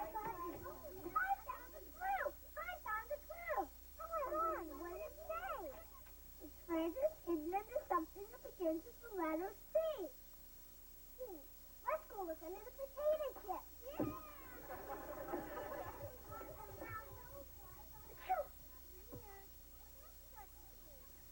Heather, how are you? Allergic. Did you get a pet? I have to take 2 of these if you did. Well, not unless one sneaked in while we were at the pancake house. Well, I better take them anyway. just in case any of your pillows got dust feathers in them. Fun kid. I get it. Hi, Peggy. Hi, Mrs. Beaver. This is my cousin Rebecca from Chicago. The suburbs, to be exact. Hi, Rebecca. Thanks for walking Peggy over. Can you find your way back? Well, actually, my folks are going out this evening, and I wondered if it would be okay if Rebecca came to the party. Oh, well, gee, Rebecca.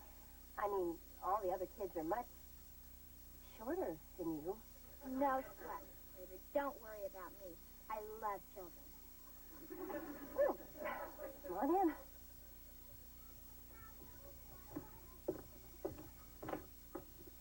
Kelly, honey, this is Rebecca. This is Peggy's cousin from Chicago. Would it be a problem if she stayed for the party? I guess not. Well, it just means you get 9 little weenies to eat instead of 11. No problem. I don't eat meat. It trashes my figure. Well, come in. We're having a treasure hunt. If you look under stuff to start to see, we might find a prize. Yeah, well, I would, but my horoscope told me to de-emphasize my competitive nature this week. Would you like some punch?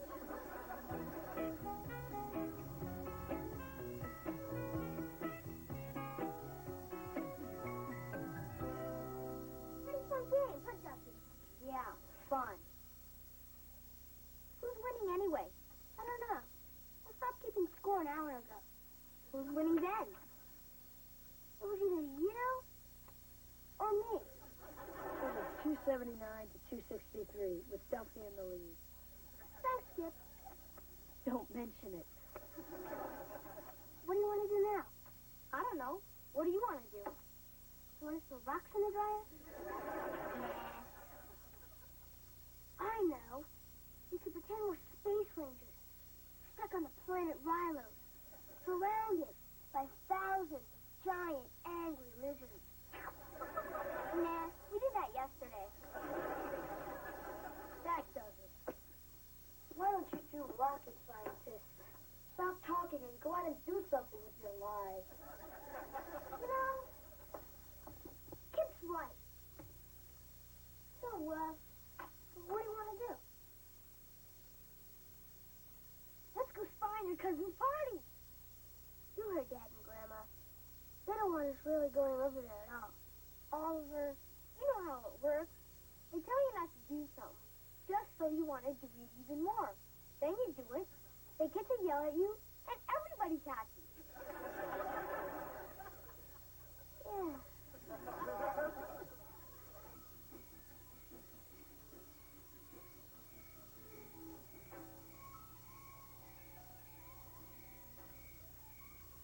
Duffy, I really don't think we should be doing this. We're not doing anything wrong. We're just trying to find that frog. It's not our fault he came over here. But you didn't have to throw him in this direction. I didn't throw him. I read about these rare flying frogs, and I want to see if he was one of them. Look. There he is. All right, we got him. Yeah. Come on, Oliver. His dad said we couldn't go to the party, but he didn't say we couldn't look at it.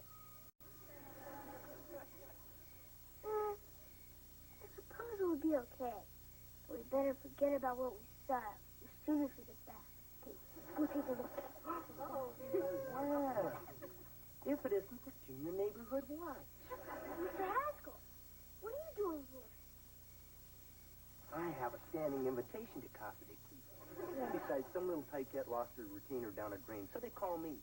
Wally's too cheap to pay a plumber. Now, what's your excuse? Oh, we caught a frog. Isn't he a beauty? And he can almost fly, too. Want to see? Maybe later. If I didn't know better, I'd say you two clowns were here to crash the debutante's ball. No, Mr. Haskell. The frog story we made up is true. And I suppose you're going to tell me you haven't been upstairs to short sheet the bunks yet? No way. What am I talking to here? 2 healthy American boys or a couple of meter maids? you're missing out on a chance for some serious fun here. I remember at the 8th grade sleepover, your Uncle Wally and I got Beaver to sneak over to the girls' side and put mayonnaise in the sleeping bags. Gee, really? Dad and Uncle Wally really did that? See, they're still talking about it down at the dry cleaner. You've got a frog, and you got a bunch of girls. You can't waste a perfect combination like that. It's unnatural.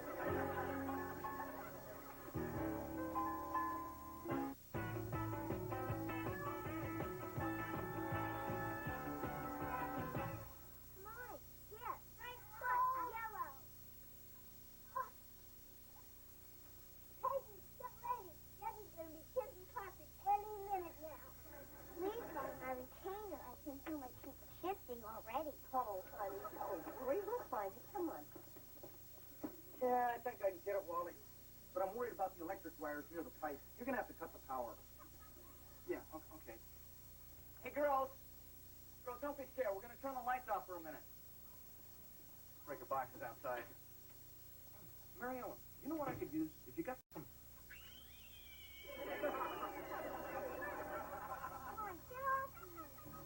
Mary Ellen, have you got some rags? Sure, hold on a sec.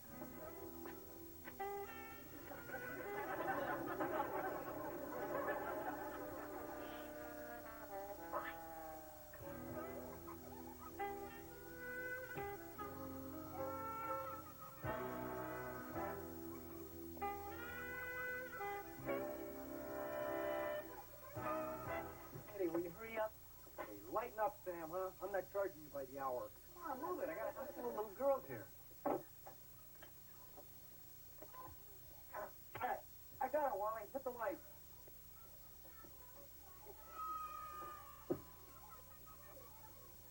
Thanks, mister. My mommy said if I lost another one, I'd have to pay for it myself. Well, maybe you'll think about that next time you decide to toss your cookies in the sink.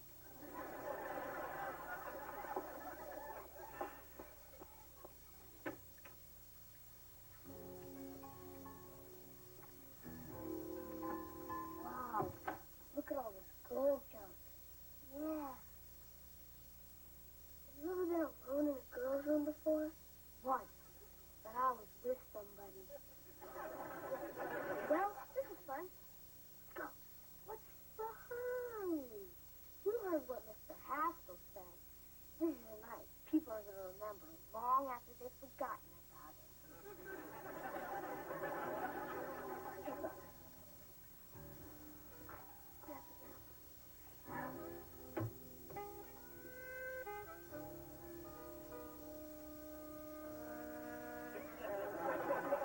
Good luck, Mr. Froggy.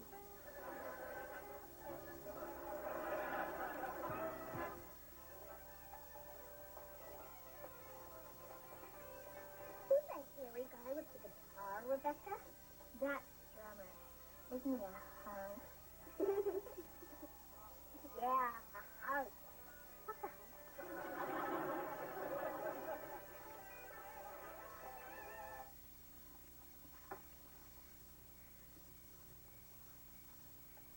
Look, I'm Cinderella. And she's Cleaver Flag.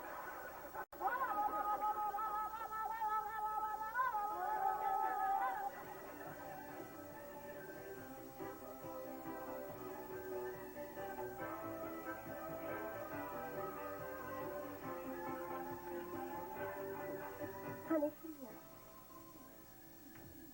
You've got to do something about Rebecca. Well, honey, I think you're overreacting. She's different than the other girls, and I find her interesting.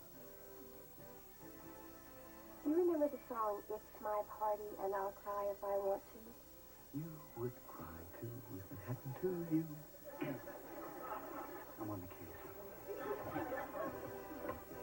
Okay, girls, showtime. Yeah, I think you're gonna love this. What is it? Is it a concert? Well, no, but there's a lot of good music in it. Oh, excellent. You got Rocky Horror. Oh, well, it's sort of a horror film.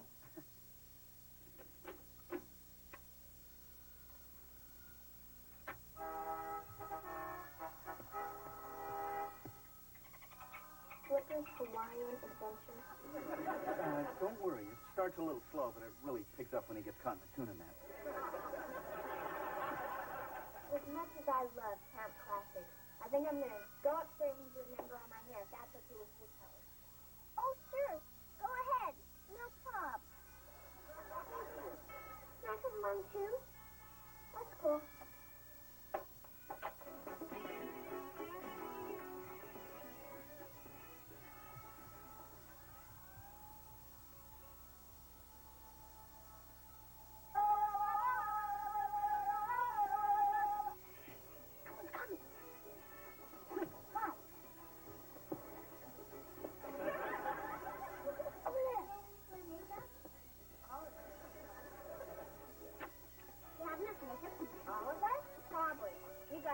Small faces. You can. Maybe I should do this. The place might load up. Whatever. Did your mom let you wear earrings to school? Of course not. I'll wait till after I leave the house to put them on. Oh. Okay. Who wants orange eyelids? I do. Oh, this is pretty. What are you going to do, Molly? Come here, Molly. Come here. I wonder what they've been doing up there for so long. Probably something absurd, like holding their breath until they faint. We better go up there and take a look. They may be reading the diary. I don't have a diary. Well, we better get up there before they find that out. You say that now, but one day you wouldn't think of having a party without boys. Yeah, with my luck, boys will probably make me break out. Does that make us jump come off easy? Probably not. I've never seen my mom without it. Oh, hi.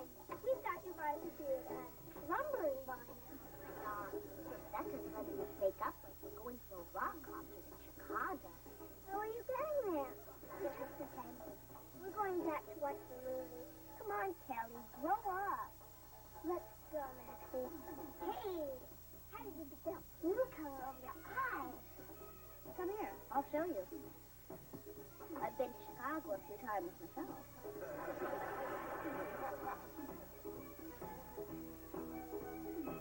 Rebecca, can you do something for me, too? Sure. Why don't we start by doing something with that hair? My hair? I don't know. No problem. If you don't want to do this, just go back downstairs and see how the big fish is doing. What'd you have in mind? Let's just use our imagination.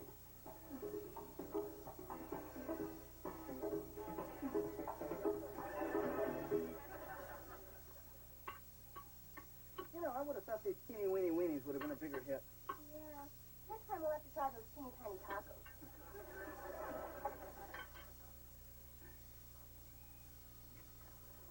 Hey, you're a little sensitive. That's exactly why I'm kissing you in this room. There, I think I got it. Why don't you take it into... I don't mean to interrupt, but are Oliver and his little friend Duffy here? They seem to have disappeared. My dad figured we'd look here first, since this is the last place we're supposed to be. Hey, look, don't you think if those two boys were in this house, we would have heard about it by now? Yeah, everything's been peaceful since we put the movie on. No wonder. There's nobody out there.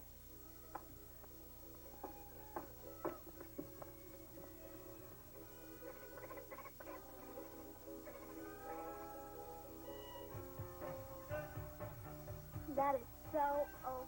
I love it. Wow, Kelly, you look different. I know.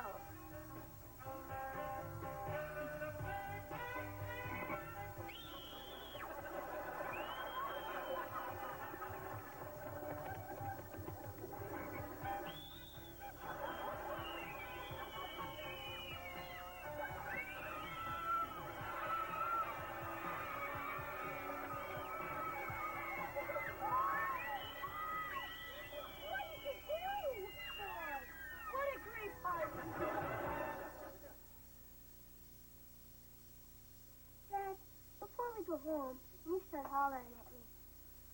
Let's say a few words Can my Aunt Mary Ellen and Uncle Wally? Sure.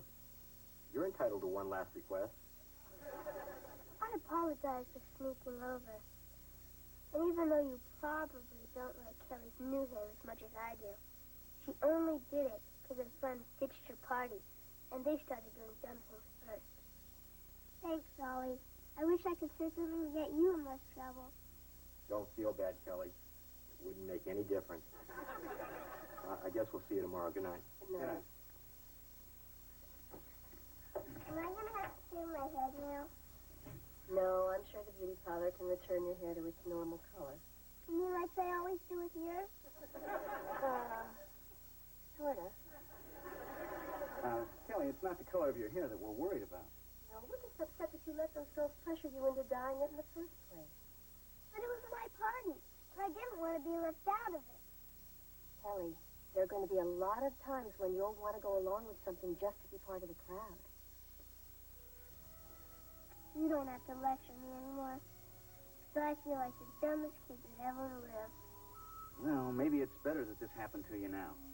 So that next time when the gang says, hey, come on along, nothing bad's going to happen, you'll know better. Don't worry, Dad. I'll never forget this. I'm going to be the only kid in Sunday school tomorrow morning who looks like a skunk.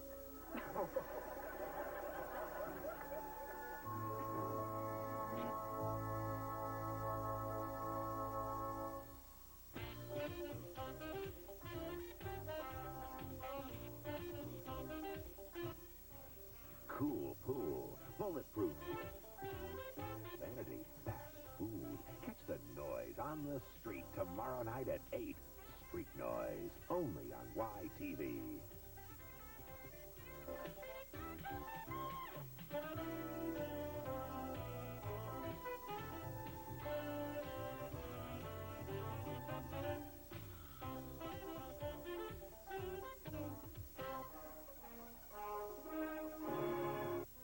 Episode of the new Leave It to Beaver. I showed very poor judgment, but I'll do better in the future. What future? You're fired. Let's go to lunch, son. Great news, everybody. I got fired. Oh, well, that is great news. Yeah, great. We knew you could do it, Dad.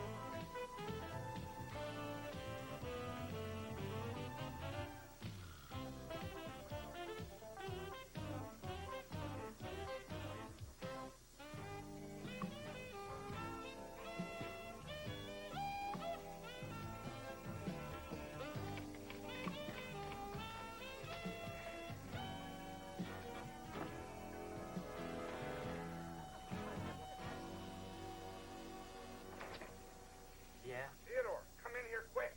Oh, I'm sorry. Mr. Cleaver has just left for lunch. Papa! Gotta find Theodore Cleaver right away. Very important. I need to see Theodore. That's right. Okay. Theodore! Oh, my glad I caught you. Not now, Clarence. I'm on my lunch hour. Forget it. Daddy wants to see us right away. Why does he need me around to chew you out? No one's getting chewed out this time, Theodore. Matter of fact, if my hunch is right, he's going to treat us to the biggest lunch we ever ate. Your dad? The man who leaves company pens for tips? He just got off the phone with the Merrywell people, and he was very excited. They actually went for your proposal? Ooh, I still wish you'd let me look it over. Hey, this is my baby. I'm not going to share the glory with anybody. How's my tie look? I don't like it. Hi, Daddy. Come in, boys. Hello, Mr. Rutherford. I'm glad you're here. I just got the word on the Merrywell account. So soon? Yes, and I must say I'm surprised by what I hear. I've just got to know which one of you boys put those figures together. Well, Theodore and I have done some fine work together in the past. But this baby is all mine. I should have known. You big oaf! You're the idiot that cost us the biggest account this company has. 28% of our pre-tax income down the drain. A common house pig with half a brain wouldn't foul things up this badly. Daddy, remember my asthma. How can I forget 6 years of asthma camp? I think I treated you like my own son. I am your son. Don't remind me, you spineless jellyfish. Excuse me, Mr. Rutherford, sir. What is it, Cleaver? Well, it's about the Merriwell account. It really wasn't Clarence's fault. What are you talking about? Well, sir, you see, I made some last-minute changes in the figures that Clarence wasn't aware of, so you can stop yelling at him. That true, son? Well, yes, he says so. Yes, it's true, Mr. Rutherford. I showed very poor judgment, but I'll do better in the future. What future? You're fired. Let's go to lunch, son. Yelling makes me hungry. Gee, you really didn't have to do that. I never realized what a great friend you really are. Thanks. Thanks? I lose my job covering for you, and all I get is thanks? Hey, don't worry. I'll put in a good word for you when things calm down. Clarence, will you move it? For now, I wouldn't buy anything on time. Coming, Daddy.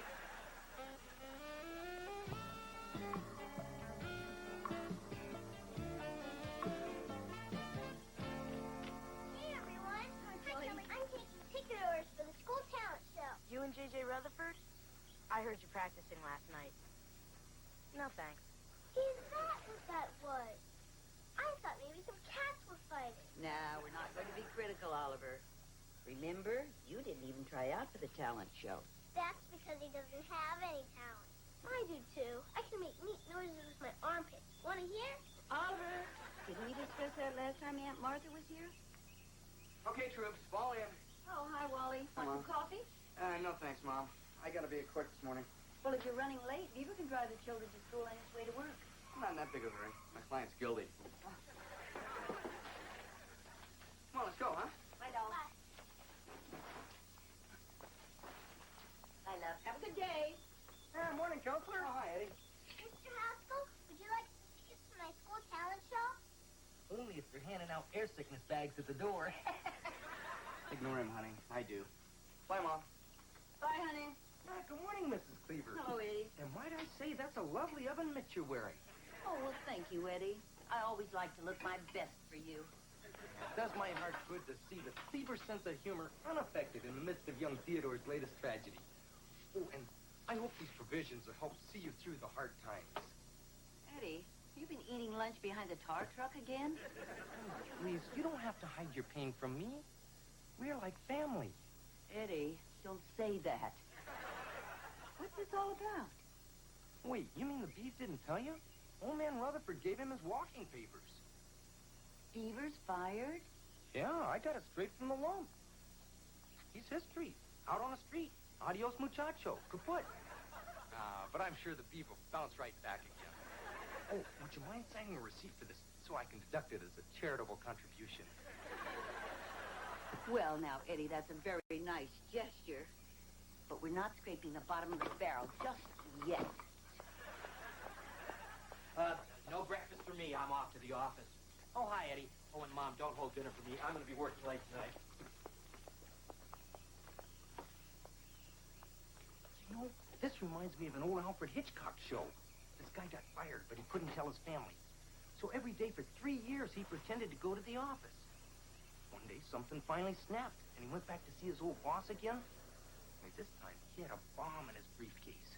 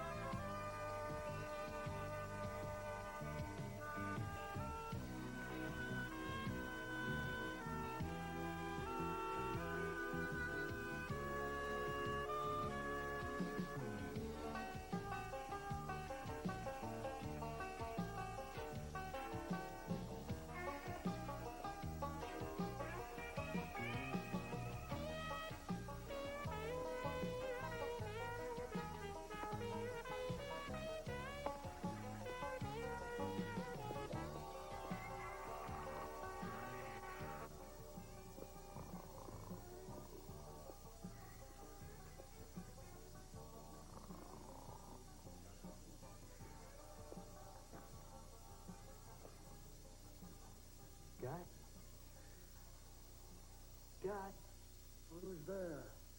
Who is it? It's me, the Beaver. Beaver? You know, Gus. Beaver Cleaver. Oh, Beaver. Haven't seen you around for some time. Yeah, it has been a while. How's school? Gus, I don't go to school anymore. Don't tell me it's 3 o'clock already. Gus, I graduated. I went to college, and now I have 2 boys of my own. Oh, glad to see you made something of yourself, Beaver. What line of work you in? Well, actually none right now. See, I've got a problem. I lost my job yesterday. Well, whenever you kids have a problem, old Gus has the answer. Come on, let's grab our fishing poles and head for Miller's Pond. Got any worms on you, Beaver? Sorry, Gus. Not that simple anymore. I'm out of work because I took the blame for somebody else. Now I can't even face my own family.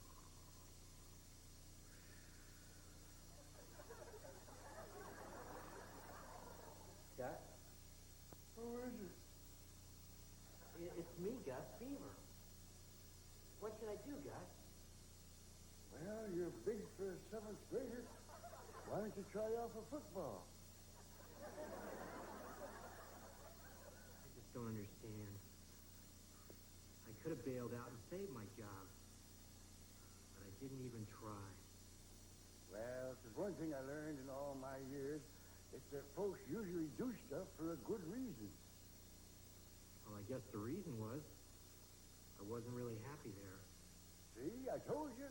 There's a good reason. So then, I really didn't get fired. I quit. There you go. Thanks, Gus. It's been great seeing you again. Don't make yourself so scarce, young fella.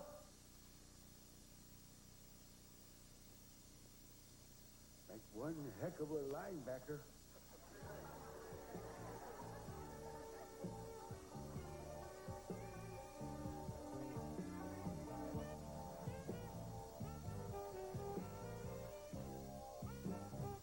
How long do we gotta pretend we don't know Dad's pretending he's got a job?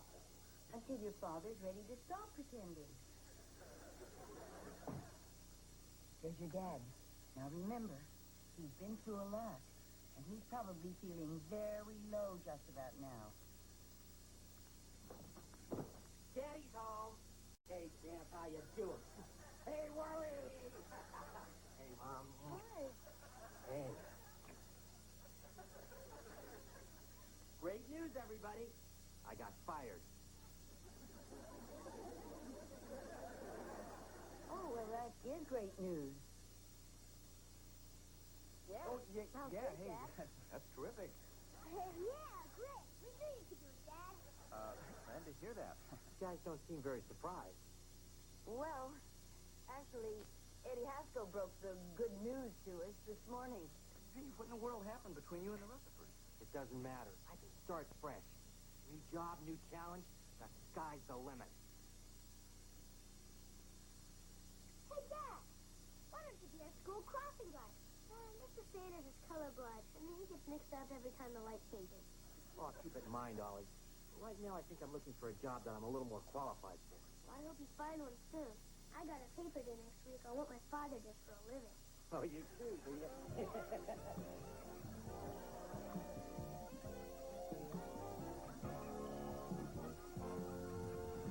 Ladies and gentlemen, Kelly Cleaver and J.J. Rutherford.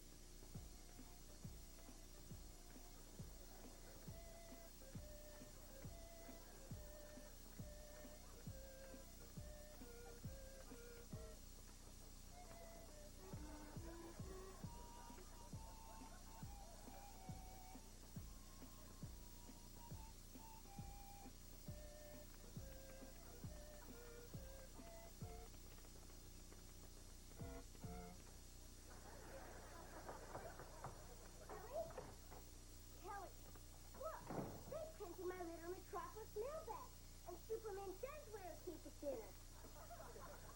Oh, excuse me. I didn't know she was here. Come on over when you're alone. Okay, Oliver Cleaver. What is this? Why have you been so mean to me lately? Don't pretend like you don't know nothing, David. I'm not pretending. I really don't know nothing. Yeah, well, your dad made a real dumb mistake. And my dad took the blame so your dad wouldn't get into trouble. No way. My dad would never do that. Would so? Would not. Would so? Would not. Come on, we're not supposed to fight in the house. Okay, Cleaver, let's go settle this outside. You've got problems. Oh! Hey, what's all the yelling down here? Nothing left to know about, Dad. Mr. Cleaver, Oliver's been making up stories about my dad, and I'm a guest in your house. Tell her, Uncle Wally. Tell her what Dad told you when I wasn't supposed to be listening. JJ, I think that... Oh, I think I have to answer the door. Oh, hi, Lon. Hi. Are you ready, honey? We have dinner reservations at 7. Let me just get my book. Did you move yet? Oh, why? Because my dad said you wouldn't be able to live with yourself.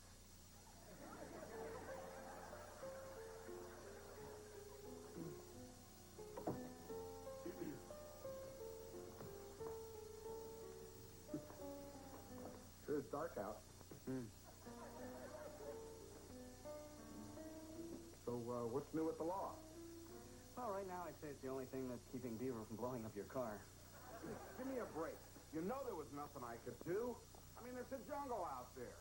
Dog eat dog, big fish eat little fish. Hey, come on, who do you think you're talking to? Marlon Perkins? I know what happened over there.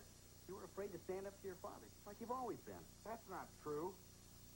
When he told me to buy a blue Mercedes, I bought a red one instead. Yeah, when he was out of town. Look, it was the same thing when you were 15 years old and he made you take tuba lessons. You never did tell him how much you hated it. You know, you just can't talk to my dad the way you could talk to yours. Will you look at yourself, Lump? He's got you so afraid you can't even admit the truth. Hey, you're bright. Some people are so inconsiderate. Claire? That's my little mushroom? Oliver said you let Mr. Cleaver get fired because of something you did. I told him my dad wouldn't do anything like that. It's not true, is it? What's Sitcom? About Mr. Cleaver's job. Hey, Tasty Cone. Why don't we stop and get a triple scoop of sprinkles, just the way you like it? No, thanks, Daddy. Let's just go home.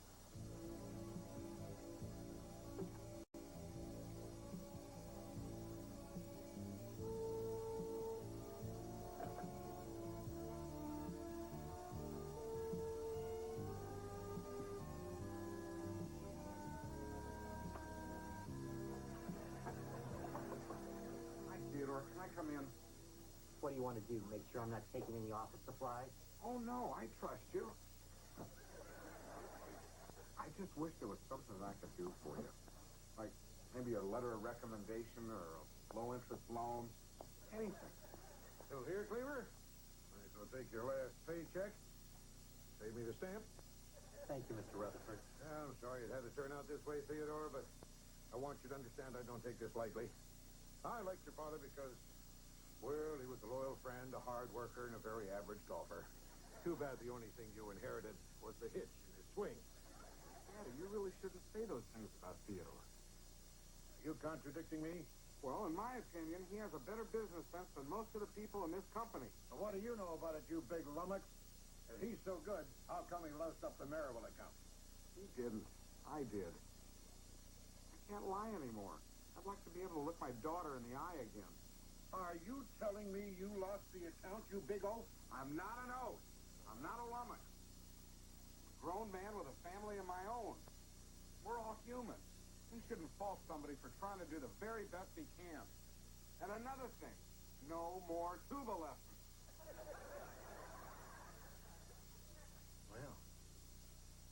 I say, except it takes a big man to stand up to his father and a bigger man to admit his mistakes.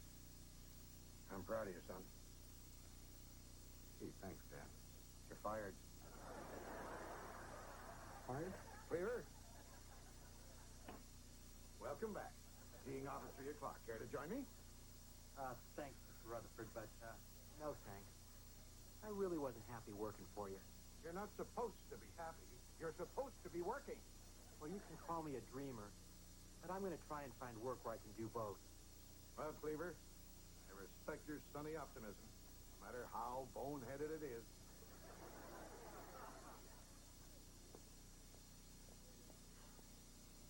You, Theodore, that was a very courageous thing to do. It was braver of you standing up to your father. Terrific. I'm courageous. You're brave. And we're both out of work. You know, Lumpy, I think you're looking at this all wrong. Oh, yeah? You don't make as much as I do. Kid. Sometimes you have to take risks, even if the time isn't right. I've been thinking about going into business for myself. Maybe it wouldn't be quite so scary if I had a partner. You mean me? Us? Lumpy and the Beaver? Sure, why not? You know, maybe you got something after all, Bee. I mean, people respected your dad. That alone should bring in a few paying accounts. Who knows? We might even land a Merriwell account. You know they're looking for a new firm. Then we're partners?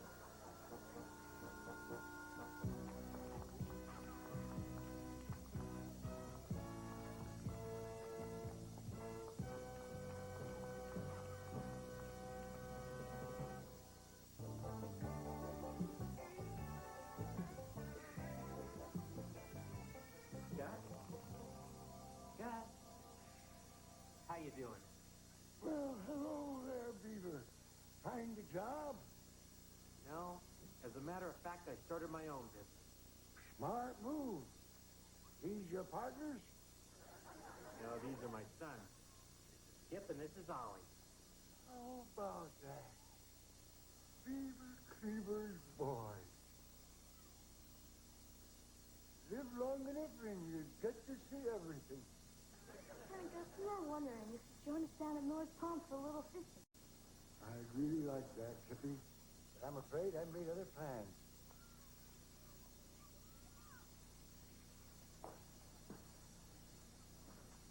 Her daddy's loaded.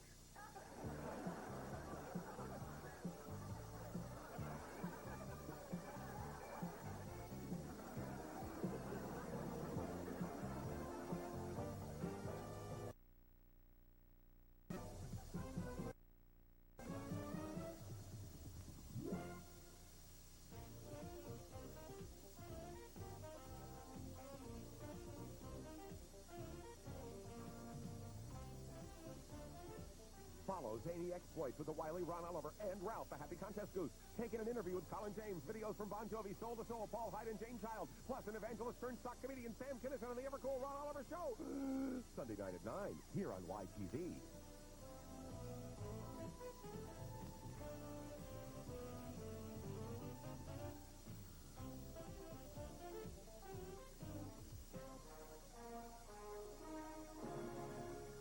A Quintex production. Episode of the new Leave It to Beaver. I showed very poor judgment, but I'll do better in the future. What future? You're fired. Let's go to lunch, son. Great news, everybody. I got fired. Oh, well, that is great news. Yeah, great. We knew you could do it, Dad.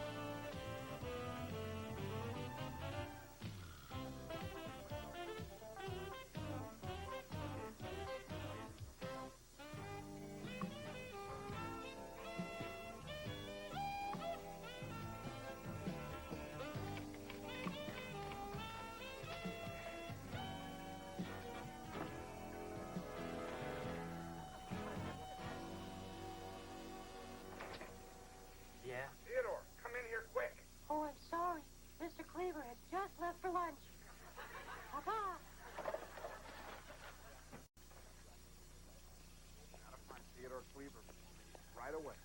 Very important. I need to see Theodore. That's right. Okay. Theodore! Oh, am I glad I caught you. Not now, Clarence. I'm on my lunch hour. Forget it. Daddy wants to see us right away. Why does he need me around to chew you out? No one's getting chewed out this time, Theodore. Matter of fact, if my hunch is right, he's going to treat us to the biggest lunch we ever ate. Your dad? The man who leaves company pens for tips? He just got off the phone with the Merrywell people, and he was very excited. They actually went for your proposal? Ooh, I still wish you'd let me look it over. Hey, this is my baby. I'm not going to share the glory with anybody. How's my tie look? I don't like it. Hi, Daddy. Come in, boys. Hello, Mr. Rutherford. I'm glad you're here. I just got the word on the Merrywell account. So soon? Yes, and I must say I'm surprised by what I hear. I've just got to know which one of you boys put those figures together. Well, Theodore and I have done some fine work together in the past. But this baby is all mine. I should have known. You big oaf! You're the idiot that cost us the biggest account this company has. 28% of our pre-tax income down the drain. A common house pig with half a brain wouldn't foul things up this badly. Daddy, remember my asthma. How can I forget 6 years of asthma camp? I think I treated you like my own son. I am your son. Don't remind me, you spineless jellyfish. Excuse me, Mr. Rutherford, sir. What is it, Cleaver? Well, it's about the Merrywell account. It really wasn't Clarence's fault. What are you talking about? Well, sir, you see, I made some last-minute changes in the figures that Clarence wasn't aware of, so you can stop yelling at him. That true, son? Well, yes, he says so. Yes, it's true, Mr. Rutherford. I showed very poor judgment, but I'll do better in the future. What future? You're fired. Let's go to lunch, son. Yelling makes me hungry. Gee, you really didn't have to do that. I never realized what a great friend you really are. Thanks. Thanks? I lose my job covering for you, and all I get is thanks? Hey, don't worry. I'll put in a good word for you when things calm down. Clarence, will you move it? For now, I wouldn't buy anything on time. Coming, Daddy!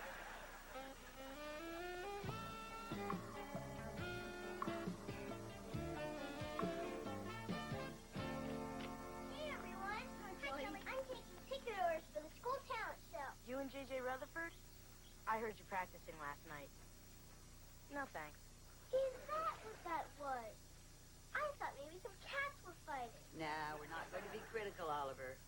Remember, you didn't even try out for the talent show. That's because he doesn't have any talent. I do, too. I can make neat noises with my armpits. Want to hear? Oliver, didn't we discuss that last time Aunt Martha was here? Okay, troops, fall in. Oh, hi, Wally. Want some coffee? No thanks, Mom. I gotta be quick this morning. Well, if you're running late, Beaver can drive the children to school on his way to work. I'm not in that big of a hurry. My client's guilty. Come on, let's go, huh? Bye, doll. Bye, love. Have a good day. Morning, counselor. Oh, hi, Eddie. Mr. Haskell, would you like tickets to my school talent show? Only if they're handing out air sickness bags at the door. Ignore him, honey. I do. Bye, Mom. Bye, honey. Good morning, Mrs. Cleaver. Hello, Eddie. And might I say, that's a lovely oven mitt you're wearing. Oh, well, thank you, Eddie. I always like to look my best for you. It does my heart good to see the Cleaver sense of humor unaffected in the midst of young Theodore's latest tragedy. Oh, and I hope these provisions will help see you through the hard times. Eddie, you been eating lunch behind the tar truck again? Please, you don't have to hide your pain from me. We're like family. Eddie, don't say that. What's this all about? Wait, you mean the Beef didn't tell you? Old man Rutherford gave him his walking papers. Beaver's fired?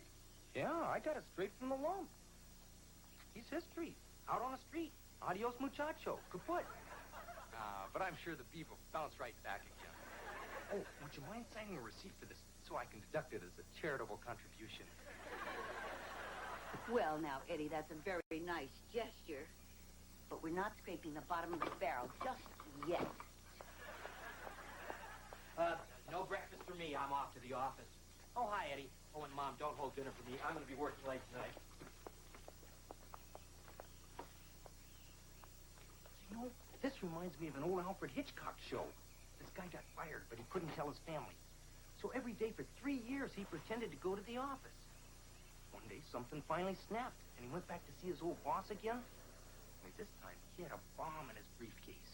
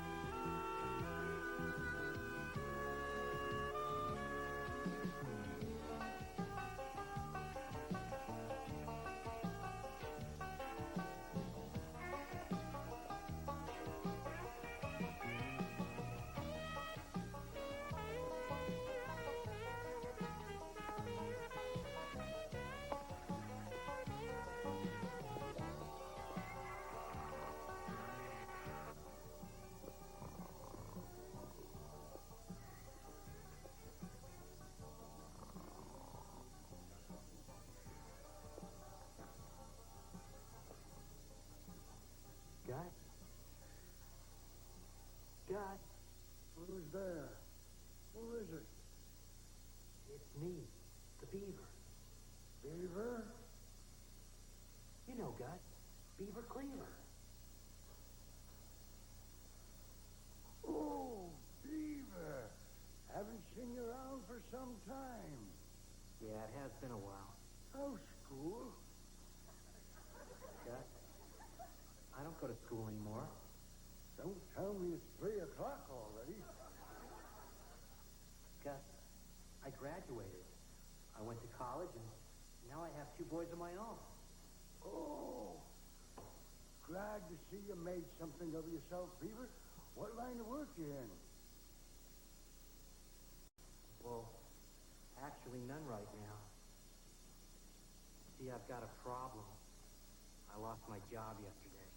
Well, whenever you kids have a problem, old Gus has the answer. Come on, let's grab our fishing poles and head for Miller's Pond. Got any worms on you, Beaver? Sorry, Gus. Not that simple anymore. I'm out of work because I took the blame for somebody else. Now I can't even face my own family.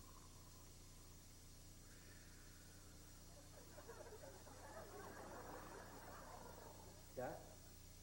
Who is it? It's me, Gus, Beaver. What should I do, Gus? Well, you're big for a 7th grader. Why don't you try out for football? I just don't understand. I could have bailed out and saved my job, but I didn't even try. Well, if there's one thing I learned in all my years, it's that folks usually do stuff for a good reason. Well, I guess the reason was I wasn't really happy there. See, I told you. There's a good reason. So then, I really didn't get fired. I quit. There you go. Thanks, Gus. It's been great seeing you again. Don't make yourself so scarce, young fella.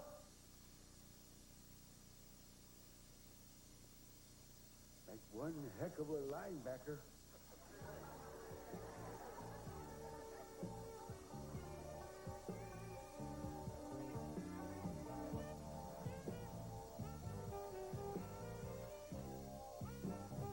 How long do we gotta pretend we don't know Dad pretending he's got a job? Until your father's ready to stop pretending. There's your dad. Now remember, he's been through a lot, and he's probably feeling very low just about now. Daddy's home. Hey, Champ, how you doing? Hey, Wally. Hey, Mom. Hi. Hey. Great news, everybody. I got fired. Oh, well, that is great news. Yeah. Oh, yeah, Sounds yeah, good, hey, Dad. that's terrific. Yeah, great. We knew you could do it, Dad. Glad to hear that. You guys don't seem very surprised. Well, actually, Eddie Haskell broke the good news to us this morning. Hey, what in the world happened between you and the Rutherfords? It doesn't matter. I can start fresh. New job, new challenge. The sky's the limit. Hey, Dad, why don't you be our school crossing guard? Mr. Sanders is colorblind, and he gets mixed up every time the light changes. Well, keep it in mind, Ollie. Right now, I think I'm looking for a job that I'm a little more qualified for. Well, I hope you find one soon. I got a paper due next week on what my father did for a living. Oh, you too, do you?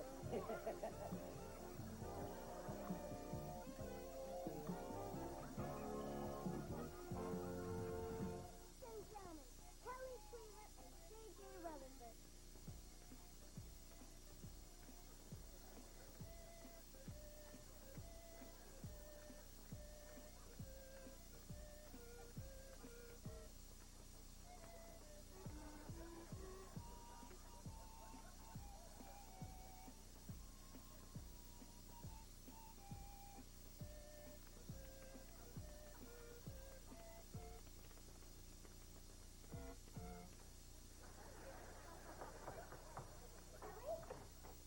Kelly, look, they printed my Little Metropolis mailbag, and Superman does wear a cape at dinner. Oh, excuse me. I didn't know she was here. Come on over when you're alone. Okay, Oliver Cleaver. What is this? Why have you been so mean to me lately? Don't pretend like you don't know nothing, JJ. I'm not pretending. I really don't know nothing. Yeah, well, your dad made a real dumb mistake, and my dad took the blame so your dad wouldn't get into trouble. No way. My dad would never do that. Would so? Would not. Would so? Would not. Come on, we're not supposed to fight in the house. Okay, Cleaver, let's go settle this outside. You've got problems. Oh! Hey, what's all the yelling down here? Nothing you have to know about, Dad. Mr. Cleaver, Oliver's been making up stories about my dad, and I'm a guest in your house. Tell her, Uncle Wally. Tell her what Dad told you when I was just supposed to be listening. Yeah, JJ, I think that... Oh, I think I have to answer the door. Oh, hi, Lon. Hi. Are you ready, honey? We have dinner reservations at 7. Let me just get my book. Did you move yet? Oh, why? Because my dad said you wouldn't be able to live with yourself.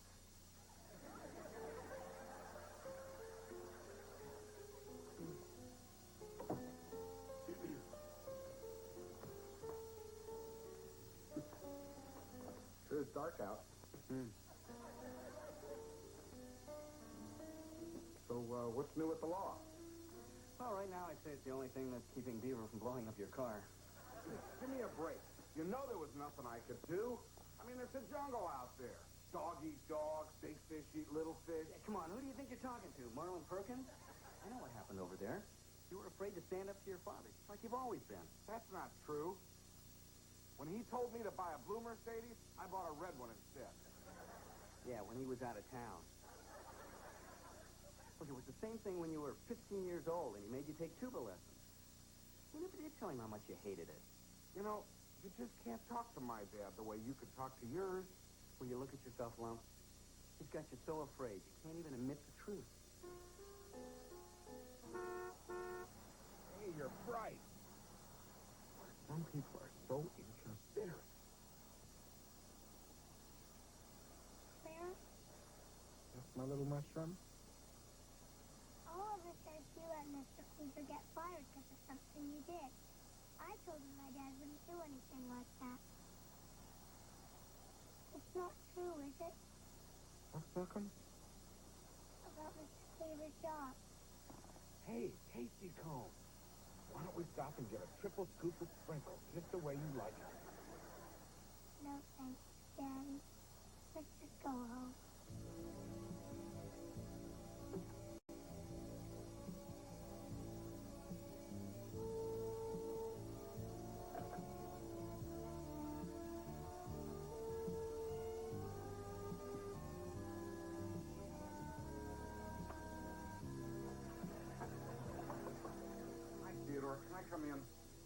what do you want to do? Make sure I'm not taking any office supplies? Oh, no, I trust you.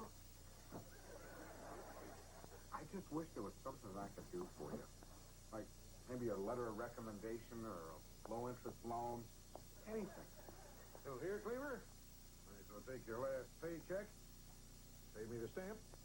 Thank you, Mr. Rutherford. Yeah, I'm sorry it had to turn out this way, Theodore, but I want you to understand I don't take this lightly.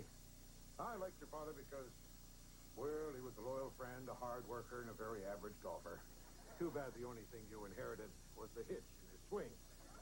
Daddy, you really shouldn't say those things about Theodore. Are you contradicting me?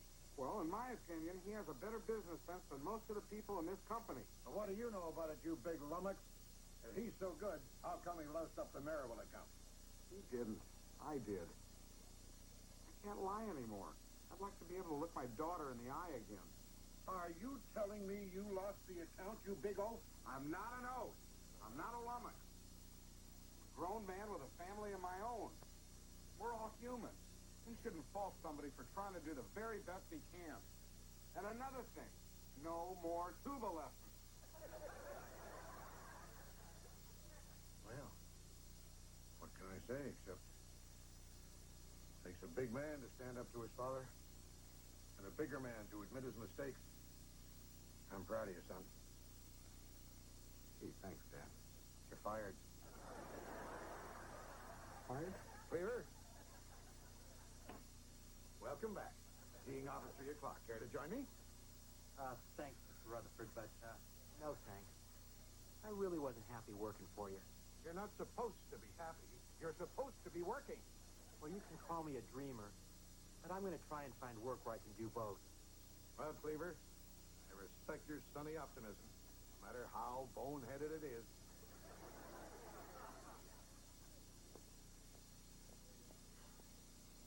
You, Theodore. That was a very courageous thing to do. It was braver of you standing up to your father. Terrific. I'm courageous. You're brave. And we're both out of work. You know, Lumpy, I think you're looking at this all wrong. Oh, yeah? You don't make as much as I do. Kid. Sometimes you have to take risks, even if the time isn't right. I've been thinking about going into business for myself. Maybe it wouldn't be quite so scary if I had a partner. You mean me? Us? Lumpy and the Beaver?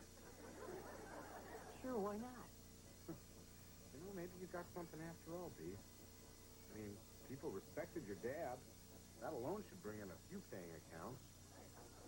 Who knows? We might even land a Merriwell account. You know they're looking for a new firm. Then we're partners?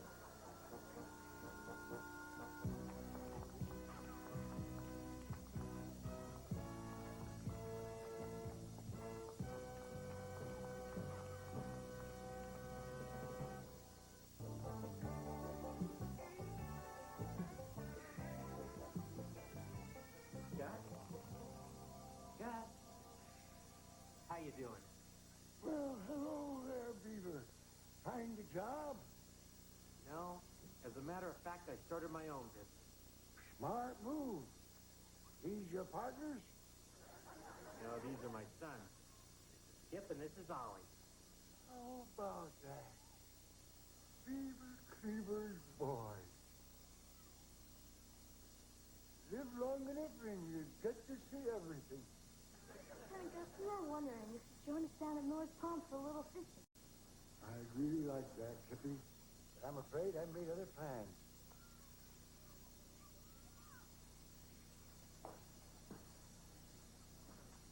Her daddy's loaded.